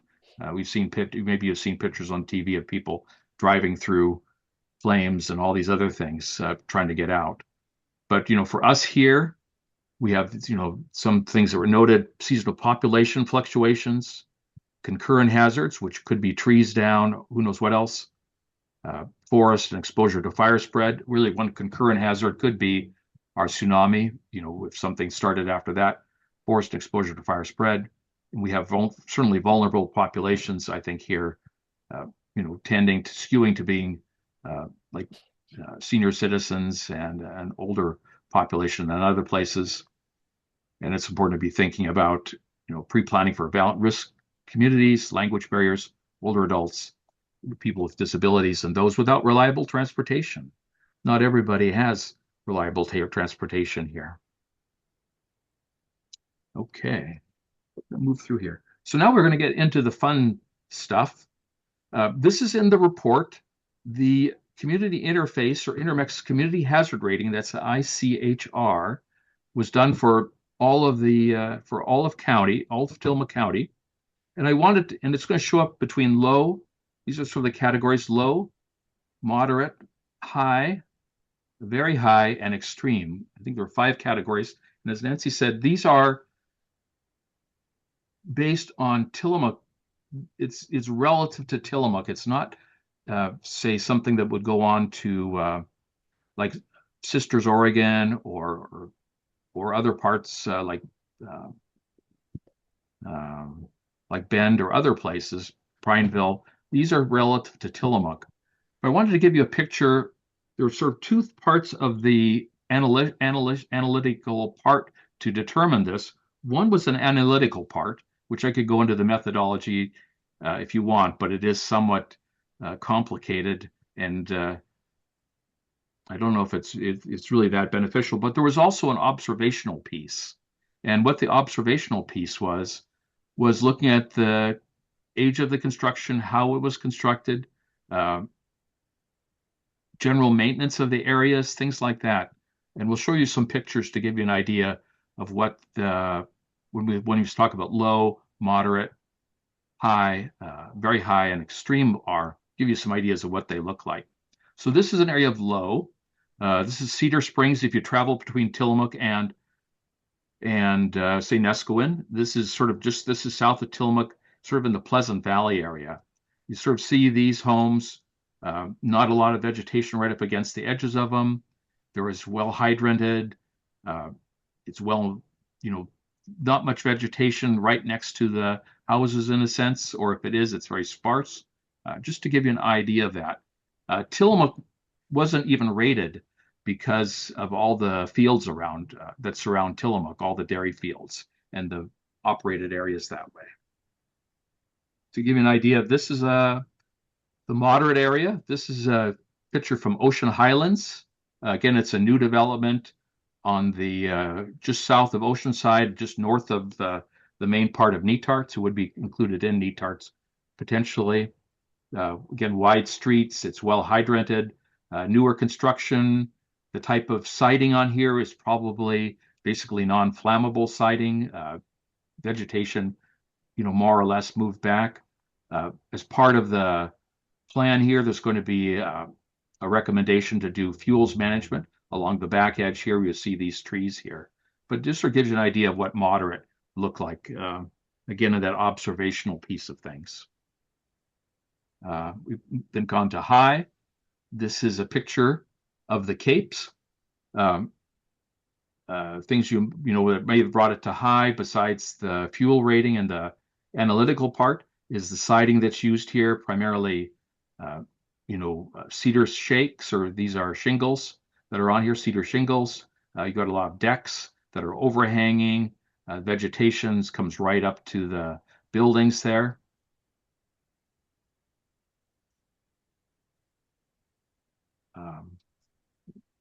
So this is a little closer to home in Neskowin. Pictures of, this is rated as very high, is what the rating was there. This is a picture of Hawk Creek Hills, one of the roads there. And of course, took a lot of pictures of hydrants, pretty narrow road. And so if you can imagine the challenge of getting a fire engine up there, one of the big fire engines, this would be, you can get them up there, but you need, if there's a fire happening up here, you need to be able to get out of there. You can't, you need to get the firefighters out safely. The people who live up here would need to evacuate safely. Again, that ingress and egress in case of a fire. Another picture, maybe this is down by, part of the Neskowin community here. Vegetation close to the edge. We've got decks that are out and over the edge. I don't know what's underneath, but vegetation close. The type of siding is the, wood shingle siding, cedar shingle, potentially a little more flammable than, say, some of the other other options out there. Maybe vegetation on the roof, things like that.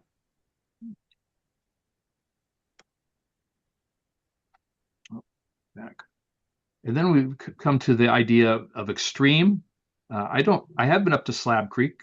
I don't have any pictures of them in this case, but just give you an example of what might lead something to being extreme. You got overhead lines with vegetation underneath, encroachment of invasive species. This could be blackberries up against a shed here. This is in the wintertime. Conifers that are really close together, that they would spread fire. The fire could be at the very top of them, very difficult to control. There's a structure in here, pretty covered over with vegetation. And again, this is a narrow road to bring fire apparatus up and to evacuate out. And, whether it's ability, there's only one lane, you're backing up or going forward on this road if you have to get in and out of there. If this is nice to look at it in the wintertime, but you could imagine on a day like we have had numbers of days that being sunny, it probably would feel a little bit of isolating up there behind something like this. But people enjoy the solitude in places like this. But if you're looking at it in terms of wildfire, it is that potential extreme piece of it there. And that is included in our membership area, Dave. Slab Creek. Yeah, Slab Creek, yeah. Mm-hmm. So, looking at wildfire mitigation, there's a number of things that can be done. Some of these can be done by, would be more like big groups and communities doing it together, tree and shrub planting, fuel breaks and fire breaks. Some of these things, when we talk about it, we think of a fuel break as like it's going to stop the fire. Well, the idea is that it doesn't necessarily stop the fire, but it just slows it down. And you try to reduce the flame length, if a person can work maybe up to like a 2 to 4 foot flame length, you're at that point you're using bulldozers to stop the fire, some other tracks. But if it gets to 14 feet, say a flame length there, it's very, very difficult to stop. And the idea is to sort of reduce the fire line intensity, slow its rate of spread, and bring the fire back down to the ground where it can be stopped rather than getting going there. Material disposal, these are sort of things that could be done as groups. Roadside treatments, we'll talk a little bit more about that in a moment. And these are some mitigation recommendations. There's four appendices to the plan. And so sometimes they're all going to be mixed together a little bit, but this idea of public education and outreach, assemble a mitigation crew, perhaps for Tillamook or for one for North County, one South County, something like that, a dedicated wildfire mitigation crew to help proactively reduce wildfire risk. Establish a community chipping program. This is, I would say, already being done in for the city of Bay City. They have adopted a program called Firewise there. And part of that, they have a community sort of debris disposal day or just a weekend, and they work on that. I think this is for right now, as we're heading into some dry times ahead. If residents see trees close to or in contact with power lines, they should report them to the PUD. They're not going to be seeing everything. They do a good job of observing, but this local knowledge is very helpful. And of course, defensible space and structure hardening. So I'm going to go. This is the part that I think as individual landowners, we can do something about this. I know I live just south of Tillamook. For most of this last year, I've had basically a field around the house. Now it is a fire break. It is a mowed lawn. It provides quite a bit of distance, at least to other tall vegetation, and I think it would help a lot. But this is something that I did myself. The community did not do this for me, and I think this is where landowners can get into it. A big part of that is just this zone 1, which is the area within 5 feet of a structure. The fire marshal has a program using the idea of Bigfoot, and the big idea of Bigfoot is that is about 5 feet, or maybe a stride of Bigfoot. It's about 5 feet. But that is a part to keep, really free of flammable material in that 5 feet. And this may be, new news, or it may be, it may not work within your structures, but these are some of the ideas to help a structure survive. Zone 2 is that 5 to 30 feet. And that's where, like in that picture up in Fearless Loop, you had these large trees right next to each other. The idea is to create some spacing between these trees so one tree can't catch the next tree on fire. Create some spacing there, and also prune branches 6 to 10 feet off the ground. So any ground fire that comes through there, it's not going to jump into the trees. I don't know if you have trees around your place. I know I have a forest that I've planted in the backyard. If you drive to Tillamook, you see my forest. I've been pruning those trees for quite a while, just so I can walk around them. And, it takes a while, but it can actually create a real park-like environment underneath that's very pleasant to explore and spend time in on a summer and hot day. And zone 3 is the area between 30 and 100 feet, quite a bit farther out. So I just wanted to talk about, the sort of like the individual landowner or owner of a piece of property. If you have a structure there, these things that you can do yourself or are recommended to do yourself to sort of make it a little more fire hardened there. So these are sort of some of the meat of the program there. There was in the appendix, there's this community ignitability analysis. And this I sort of showed you the whole list of them. The low, moderate, high, very high, low, moderate, high, very high, and extreme. And this is how the sort of came to, they made some of those decisions, at least on the observational piece. For Neskoin area, dense development, timber intermixed with local breaks, defensible space generally poor. That would be that first 5 feet there, and potentially up to 30 feet. Access and evacuation variable, sometimes constrained, like the north end of Neskoin, you have to go through a long one-way street to get out. The good thing is a municipal hydrant system is available. If everything was buried, like overhead lines and maybe propane tanks, protected from fire, that helps. Moderate with strong station proximity, but perhaps local constraints that's getting it around there and access.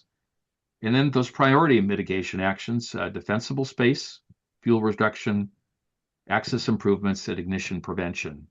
And we'll talk fireworks at the end.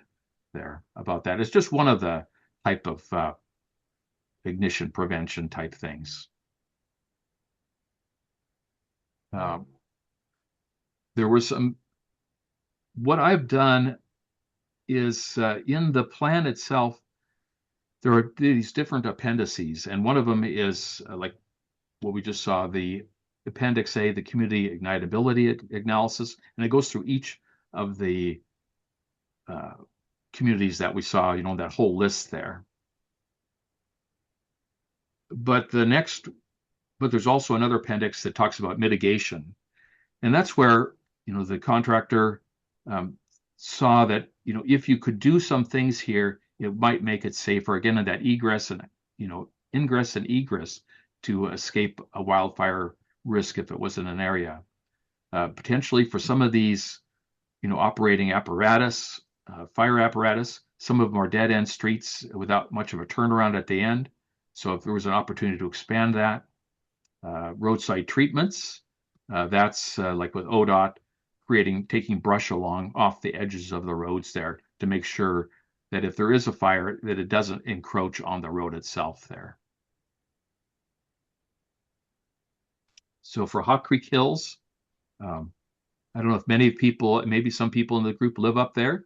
It's very, you know, it's pretty, it's wooded, it has all of the nice things that way. Also, it has very narrow streets, and some of that risk driver, steep terrain, heavy fuels. You know, it is very pretty with all the trees up there.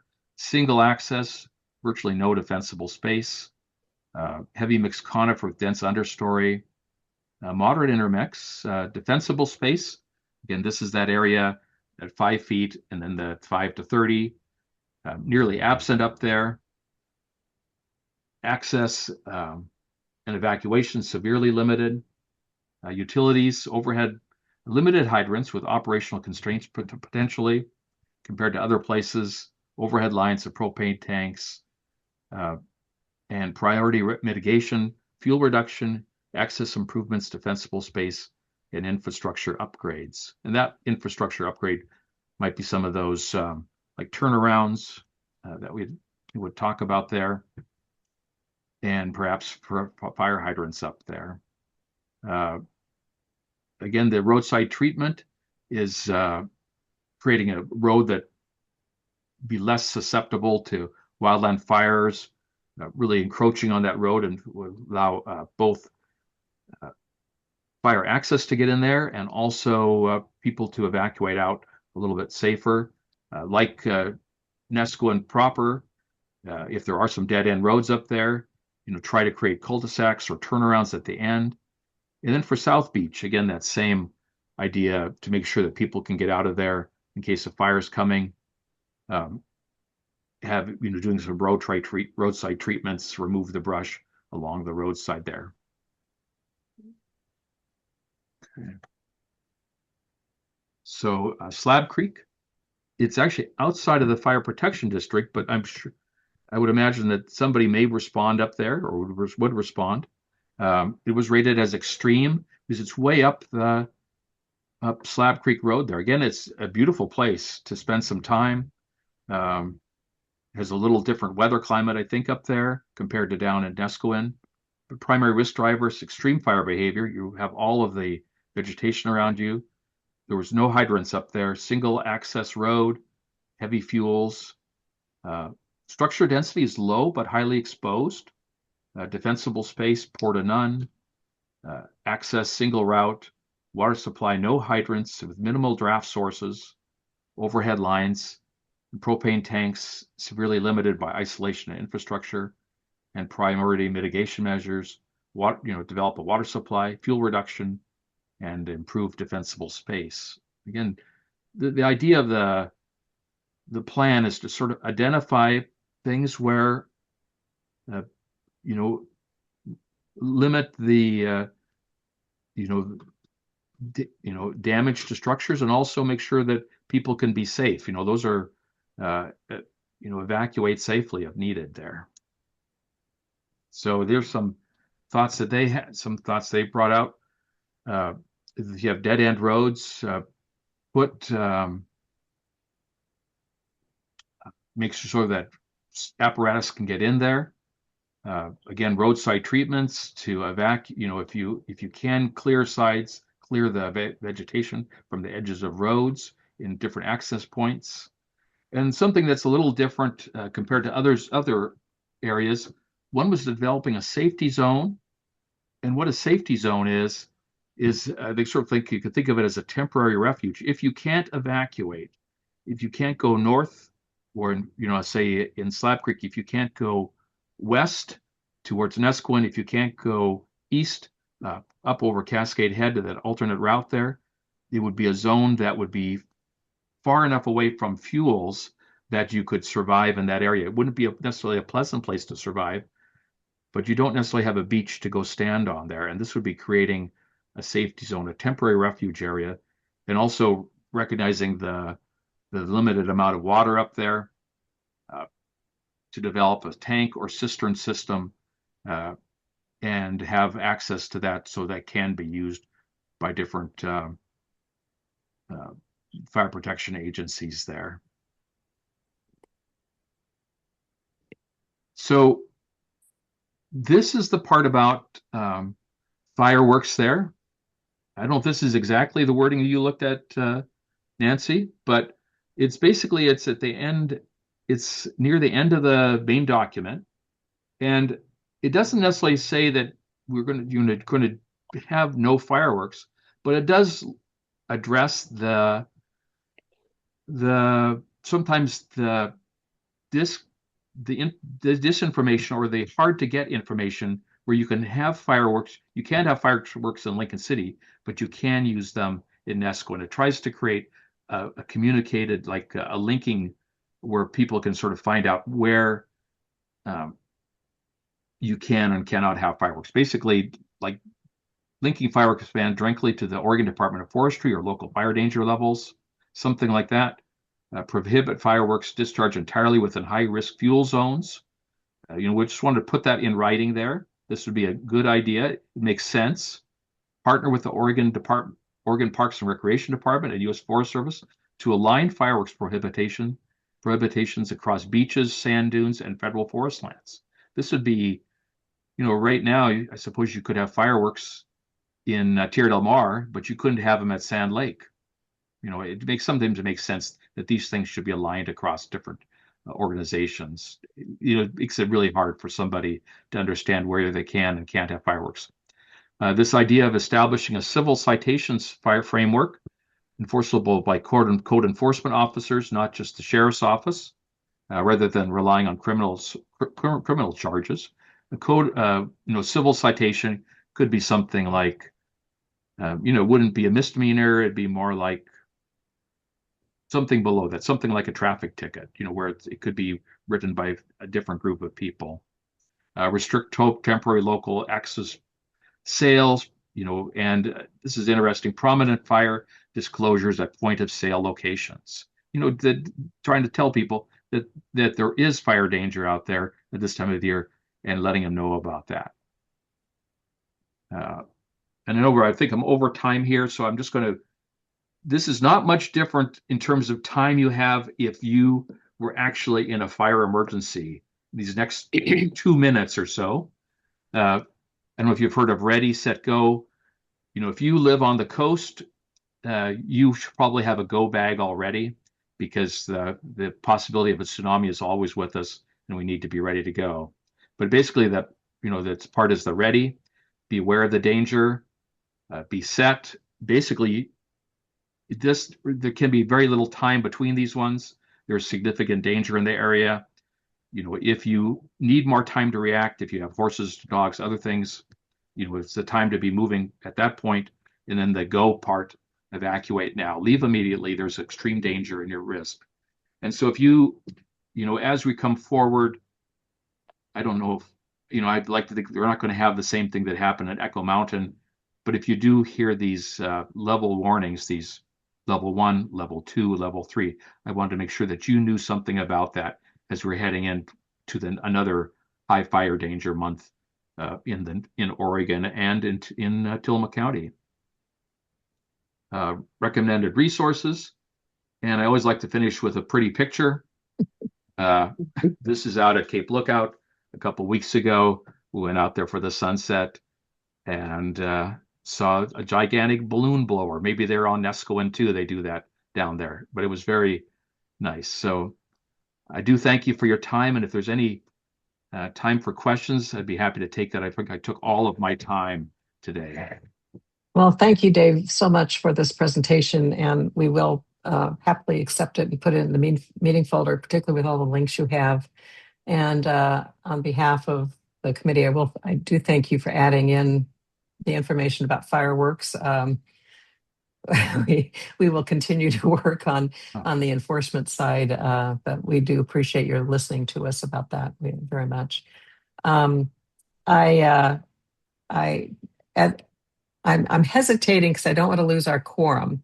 Would anyone object if we went ahead and did at least the April minutes? We really need those approved, and then go back to Dave for questions. May we do that? Okay, I'm hearing none. So, Dave, would you mind hanging around just a little bit longer while we do these minutes? I think it's main reason I want to do it is it shows that we're elected when we go to the bank. So can everybody see it?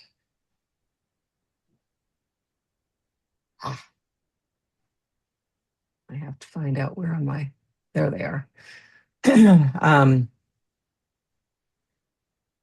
So basically what we did in April, lists all the members and the board members. Sarah was there, Troy Trout was there to present.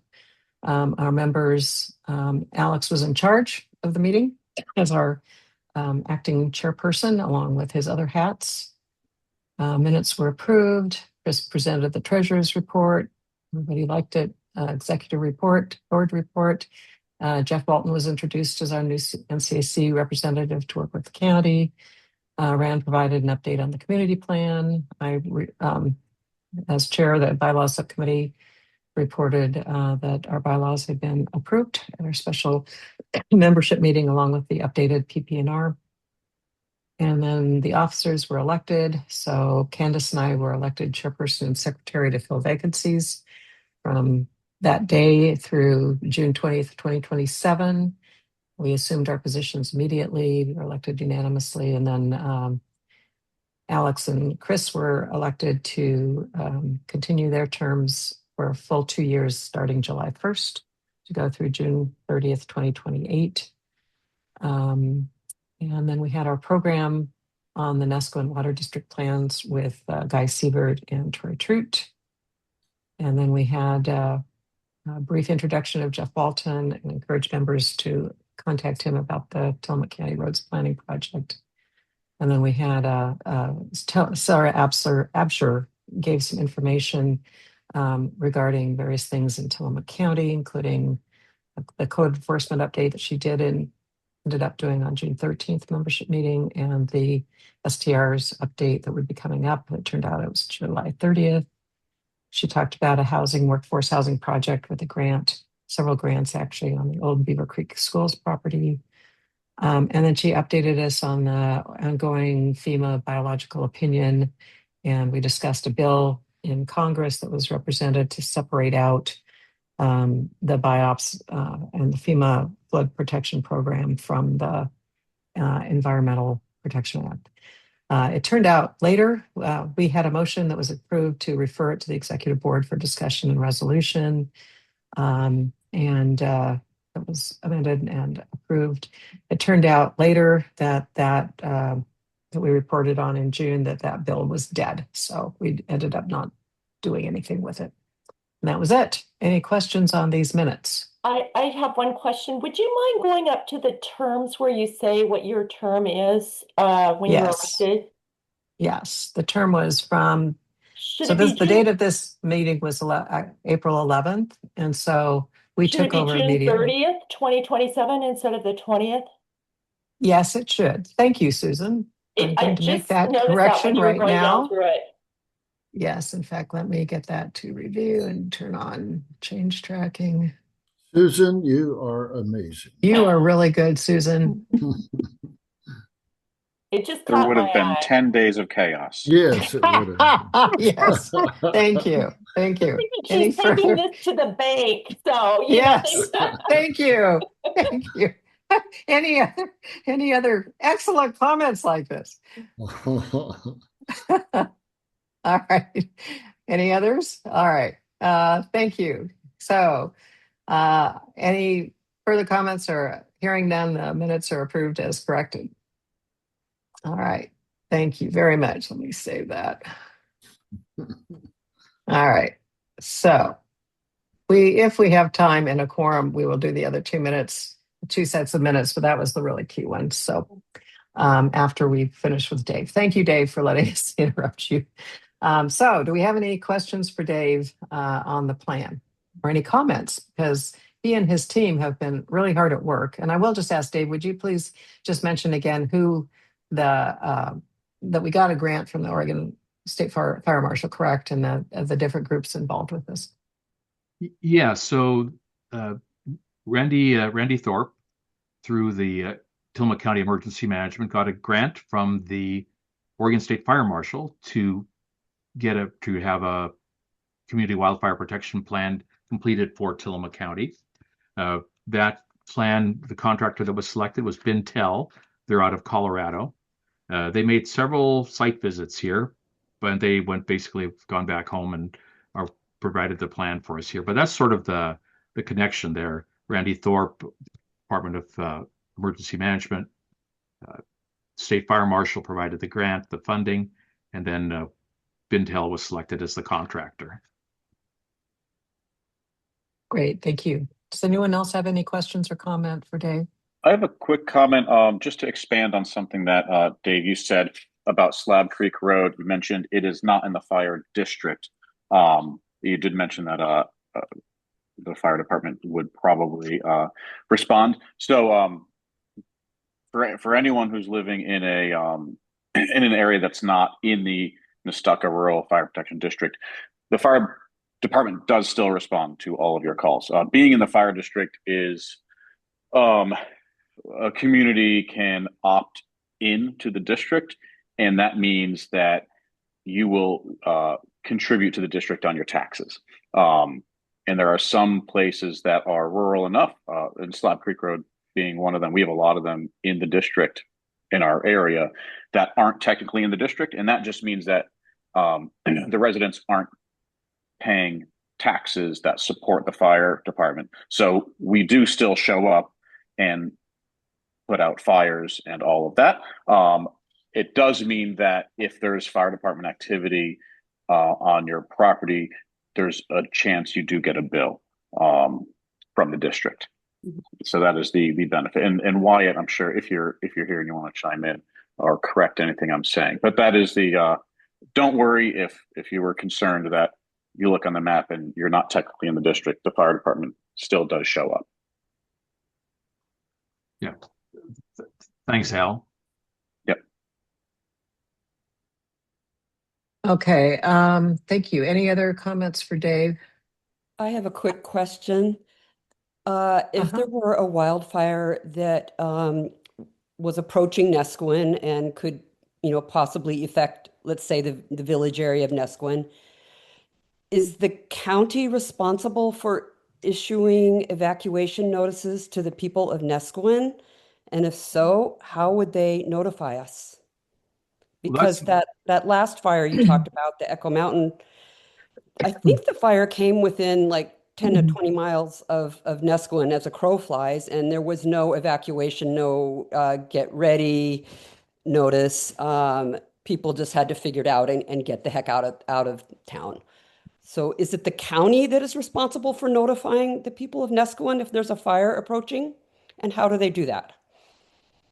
So it's an interesting mix there. The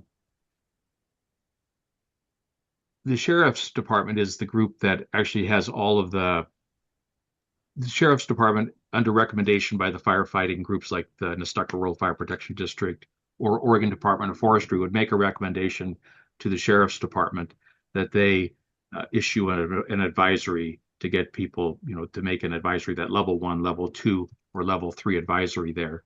And then it's the Tillamook County Emergency. The South County Emergency Volunteer Corps? No, it's actually Tillamook County 911 is its own district, and they'd be the ones that be responsible for getting that word out. Once those decisions were made, it's coming through the Tillamook County 911 system. I've talked to Randy Thorpe, and it sounds like there may be some way to jump, because he's part of the sheriff's department, I believe, and that he could also make some of those announcements there and to get it out to the 911 system.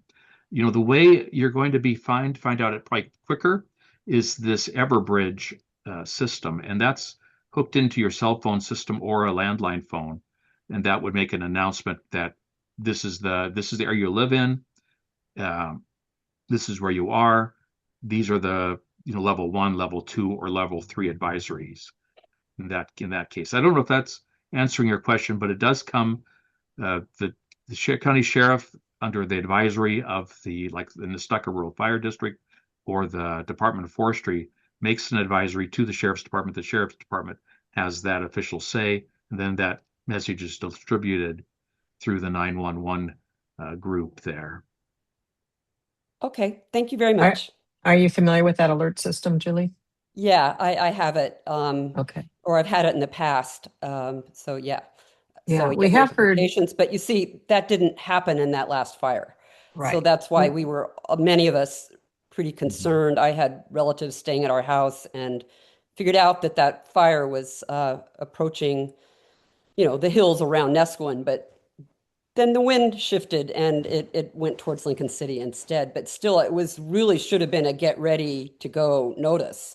And that didn't happen. So that's why I was just checking on, could we expect that in the future? Is it likely that in the future there'll be a little more attention paid to Neskowin in terms of a fire risk? Yeah, thank you for bringing that up. That's actually something we've heard through these discussions as well, that has been an issue in the past. And should we get clarification on our role and we get a public safety task force set up, this would be the kind of thing that we might advocate for on behalf of residents. It seems like in some cases, the southern part of the county doesn't get those notices maybe as much as more central or northern parts. So, so I know everybody wants to help, and they may not be aware that that's been an issue. So thank you. We appreciate that input. Okay, any other questions for Dave? Well, Dave, I just want to, on behalf of Alex and the rest of us, I want to thank you for not just coming here today, but also coming to our board meeting and talking with us, and also having follow-up discussions with us about all of this, and for responding to some extent on the fireworks. We really do appreciate that you listened to that for us. Well, I live here in Tillamook, so we do have, the contractor was in Colorado.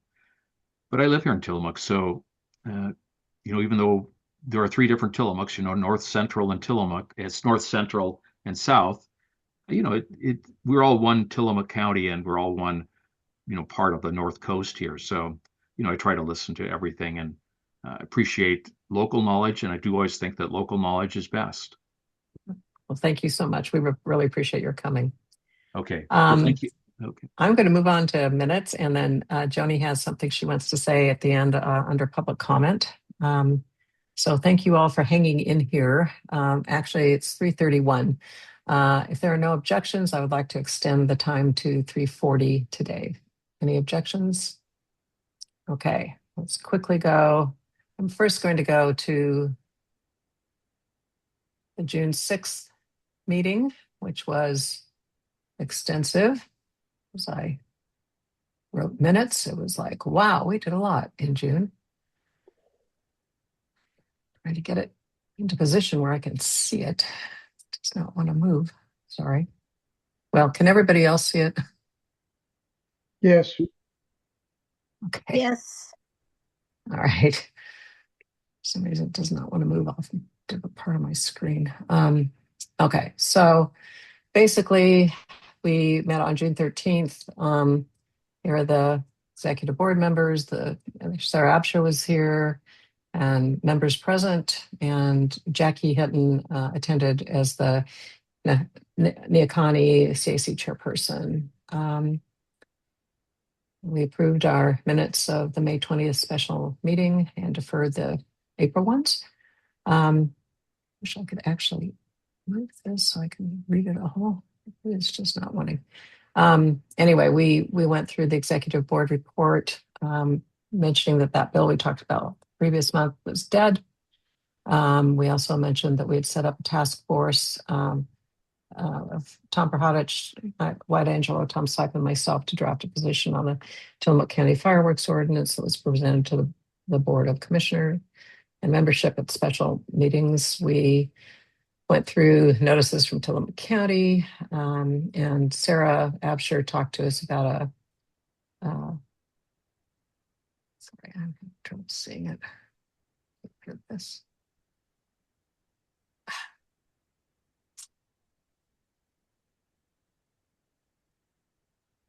Sorry, can someone else read it? I am having trouble finding it. To my shared screen.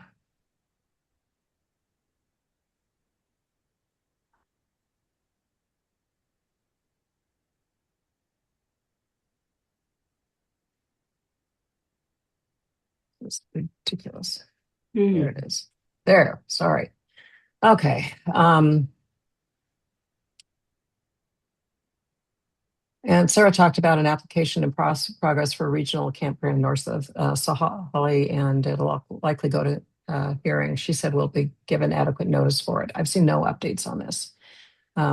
Chris Silkowski presented his treasurer's report and the proposed budget, which was passed with a slight amendment. And he also moved to add Zelle as a payment option for donations through the website, as well as to add the option to PayPal donations for the fees to be paid. It was passed without objection. Sarah did note that it was critical that we keep good records, that we should meet with the county treasurer in the future about this, but she understands why the community desires this and was fine with our pursuing it. We heard from Alex and Guy Siebert about the ODOT status on various road projects, as well as possible mergers between our water district and two nearby water districts to the north. Community plan update. And we thanked the subcommittee for their helpful input on the fireworks ordinance position statement. Wyatt let us know through an email report, he was in Costa Rica, that we were having an end of the year meeting on June 26th and then taking a break for the summer. Then we elected the existing 4 remaining bylaws subcommittee members for another 2-year term. Nobody else was interested. We're still hopeful because there are 7 openings or 7 positions, and I thank them for their continued excellent service. Presentation on the Tillamook County Code Enforcement updates. This is a really interesting presentation that Sarah Absher gave us. Her presentation is available on the video, as well as the presentations in the meeting folder in the archives that they've been working on for 2 years to really improve our ability to enforce the codes and to understand across departments within Tillamook County, as well as across other agencies, including federal. Tillamook County Roads Planning Project. We talked about the partnership to clear out debris, to allow emergency vehicles to go through, and acknowledge Rand's being out there with a chainsaw, and appreciated Jeff initiating the whole thing. Fireworks and public safety input. This took quite a bit of time, and we discussed the public hearing on the fireworks ordinance, after we presented there, that it was then approved by the Board of County Commissioners as written. 3 of us presented over Teams virtually, and Tom Perhodich was actually there in person. There was some technical difficulties, but Tom talked with everybody afterward and expressed that they understand that there's a real problem with fireworks and the danger of fireworks, and said that they would like to seek collaboration with appropriate state agencies. Following that, the task force drafted a letter, continued going, and drafted a letter to the three state agencies requesting their support for enforcement of illegal non-permitted fireworks in Neskowin. Prior to that, we had reached out to Sarah Absher about protocols, and she advised us that we should not send the letter out officially at this point, as it's not strictly land use. We had quite a long discussion about that, and that it's raising a larger conversation about the role of CACs. She's there to help, as we talked about earlier in this meeting. And then Tom at the end moved to approve the NCAC Fireworks Task Force to continue its work on the issue of fireworks enforcement in Neskowin, and to consider the submission of letters regarding fireworks enforcement and education to appropriate agencies, officially or unofficially, pending further discussions with Tillamook County. And that motion was approved unanimously. So just as an update, we did end up hearing from Sarah that we could not send it out officially. So we scrambled, and in 3 or 4 days, Tom Prohodich took the lead on it. In 3 or 4 days, we got about 240, really 240 signatures from community members, and sent it out under Tom's signature unofficially. So Tom, if you'd like to speak on this, you're welcome to. But first of all, is there any, before we do that, there was no public comment. Are there any comments on the minutes, or would anyone prefer to hold them off till next meeting? Comment I have is that it wasn't really clear that we advised against the ordinance before they passed it. Okay. Yes, we just hearing that doesn't sound like we opposed it. Okay, so basically you're saying that back on our purpose down was here to have them. Yes, our purpose. We didn't necessarily oppose the whole thing. We opposed reducing the penalties, correct? Yes, but our comments were not accepted. Correct. Okay, so let me adjust that. Just make sure we've got change. Thank you, Tom. Other Tom. Change tracking on. Not. Okay, so you're suggesting we say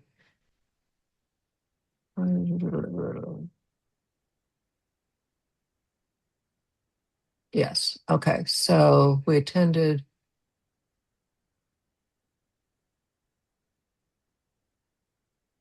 So in which the NCAC position statement objecting to the reduction of penalties. Yeah, that'll make it more complete, more standalone. Ordinance. Good point. Okay, does that sound okay? Yes. Okay. Thank you, Tom. That's a great clarification. Any other comments? Nancy, another clarification that's not actually, will not change the minutes, but you said that there were 224 or 240 signatories. I said between 230 and 240. I wasn't sure. Yeah. There were 124. Oh, gosh. Thank you. We'll include that in the minutes for this meeting. Thank you very much. Yes, you're right. They're now more. I'm not sure how many more that have signed on for the next time we go through this. Yeah. Thank you. I should have put that in my board report section, actually, the update on this. So thank you. And thanks to the two Toms, the Toms and Wyatt, for all your work on this, and Tom for having your name on this going out. So since it had to go out officially, we figured Tom was the least tied to the board, NCAC board, and Tom was willing to stick his neck out there. So thank you, Tom. Okay, any other corrections or changes to the minutes? Do people feel comfortable approving them? We're ready. Yeah, this is Tom P. I move to approve the June 13th. I think you called them the June 6th, but the June 13th, 2026 meetings of the NCAC membership meeting. Okay, thank you. Is there a second? I I'll second. Okay, any further discussion? Okay, all those in favor of approving the June 13th, 2026 regular membership meeting minutes as amended, please say aye. Aye. Aye. Okay, any objections? Any no's? Anyone? Okay, minutes are approved with no objections. Thank you very much. I am going to actually make sure I save that before I do anything else. Okay. And then finally, the much shorter minutes here. Let me share. Thank you very much for hanging in, everybody, for the last set of minutes on July 13th. All right, so this was a special, nope, the wrong one. July 30. I have too many things open is my problem. I have to get to the one that's actually highlighted on my screen.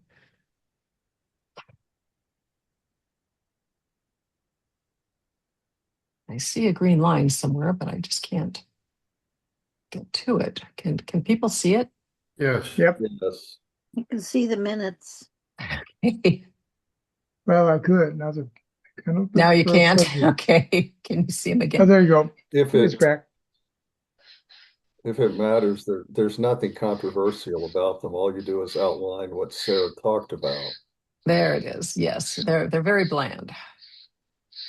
All right, I finally got them here. Shows the members again who were present, call to order, reviewed the calendar, announced the move of the August membership meeting to today, went through meeting protocols, and then Sarah presented on these topics. Her presentation is in the archive, and she answered questions, and we thanked her. I think generally we saw this as a really positive step, and thanked her for taking the time to come and present to us. I think that's still being brought up to, I don't know if it's actually been approved yet by the Board of County Commissioners, but it should be. And then adjourned. So any comments or corrections on this set of minutes? Okay, hearing none, the minutes are approved as presented. All right, thank you guys so much. Joni, you had a question we're now in public comment. Joni had a question about roads. I do. It's only marginally related to the road discussion we have earlier. It's not about the gravel. It's about something I brought up back before COVID when we had our meetings in the fire hall, and it was somewhat tabled, which is now 7 or 8 years tabled. But now that we have beautiful paved blacktop roads here in the village, I'd like to raise the possibility of putting in road,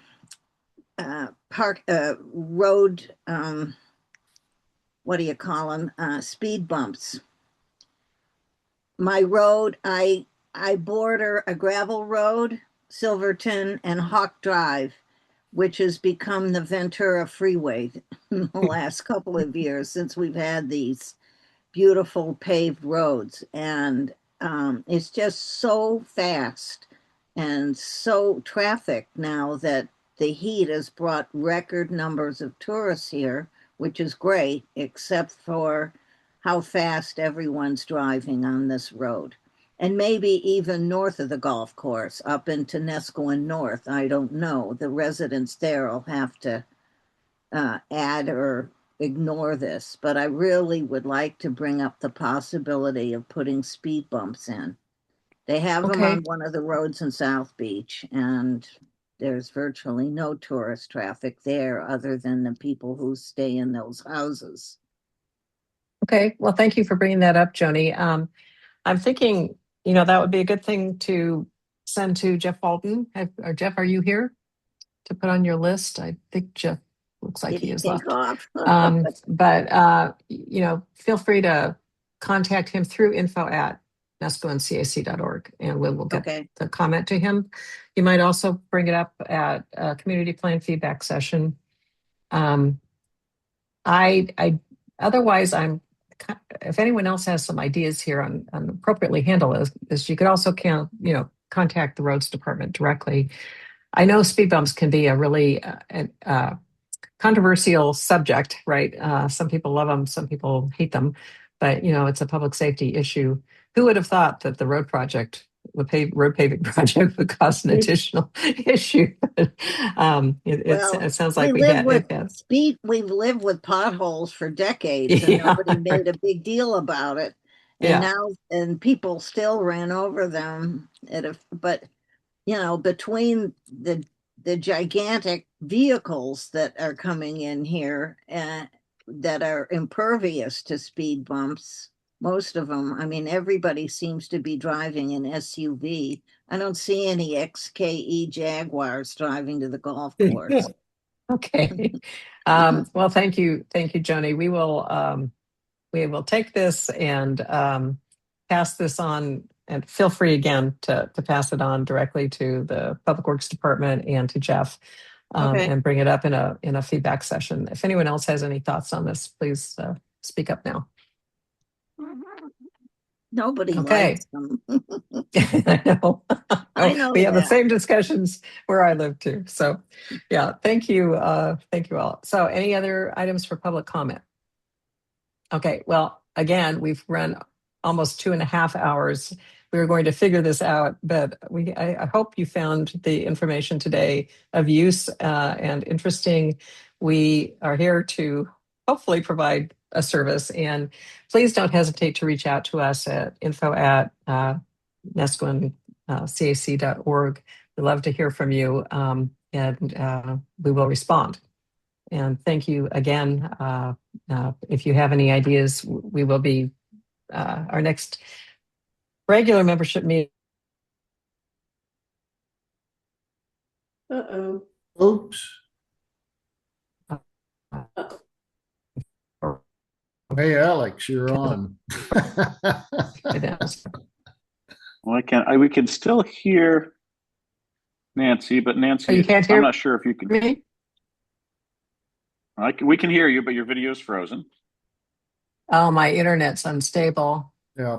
Okay. I'm getting a note that I think my husband just got home. There you go. There you go. Used the internet. So you've sorry. imported some of that Nescoand internet. When does farm? Yeah. When did the farmers market? Let me see the agenda. The last day of the farmers market is the last weekend of September. So we have about 6 more. Right. So our October meeting will be then at 10 a.m. Okay. So thank you all. Meeting adjourned at 3:50 p.m. Thank you very much, everybody. And thank you, Nancy. Thanks to the board. Thank you, Nancy. Take care. Thank you, Nancy. Bye-bye.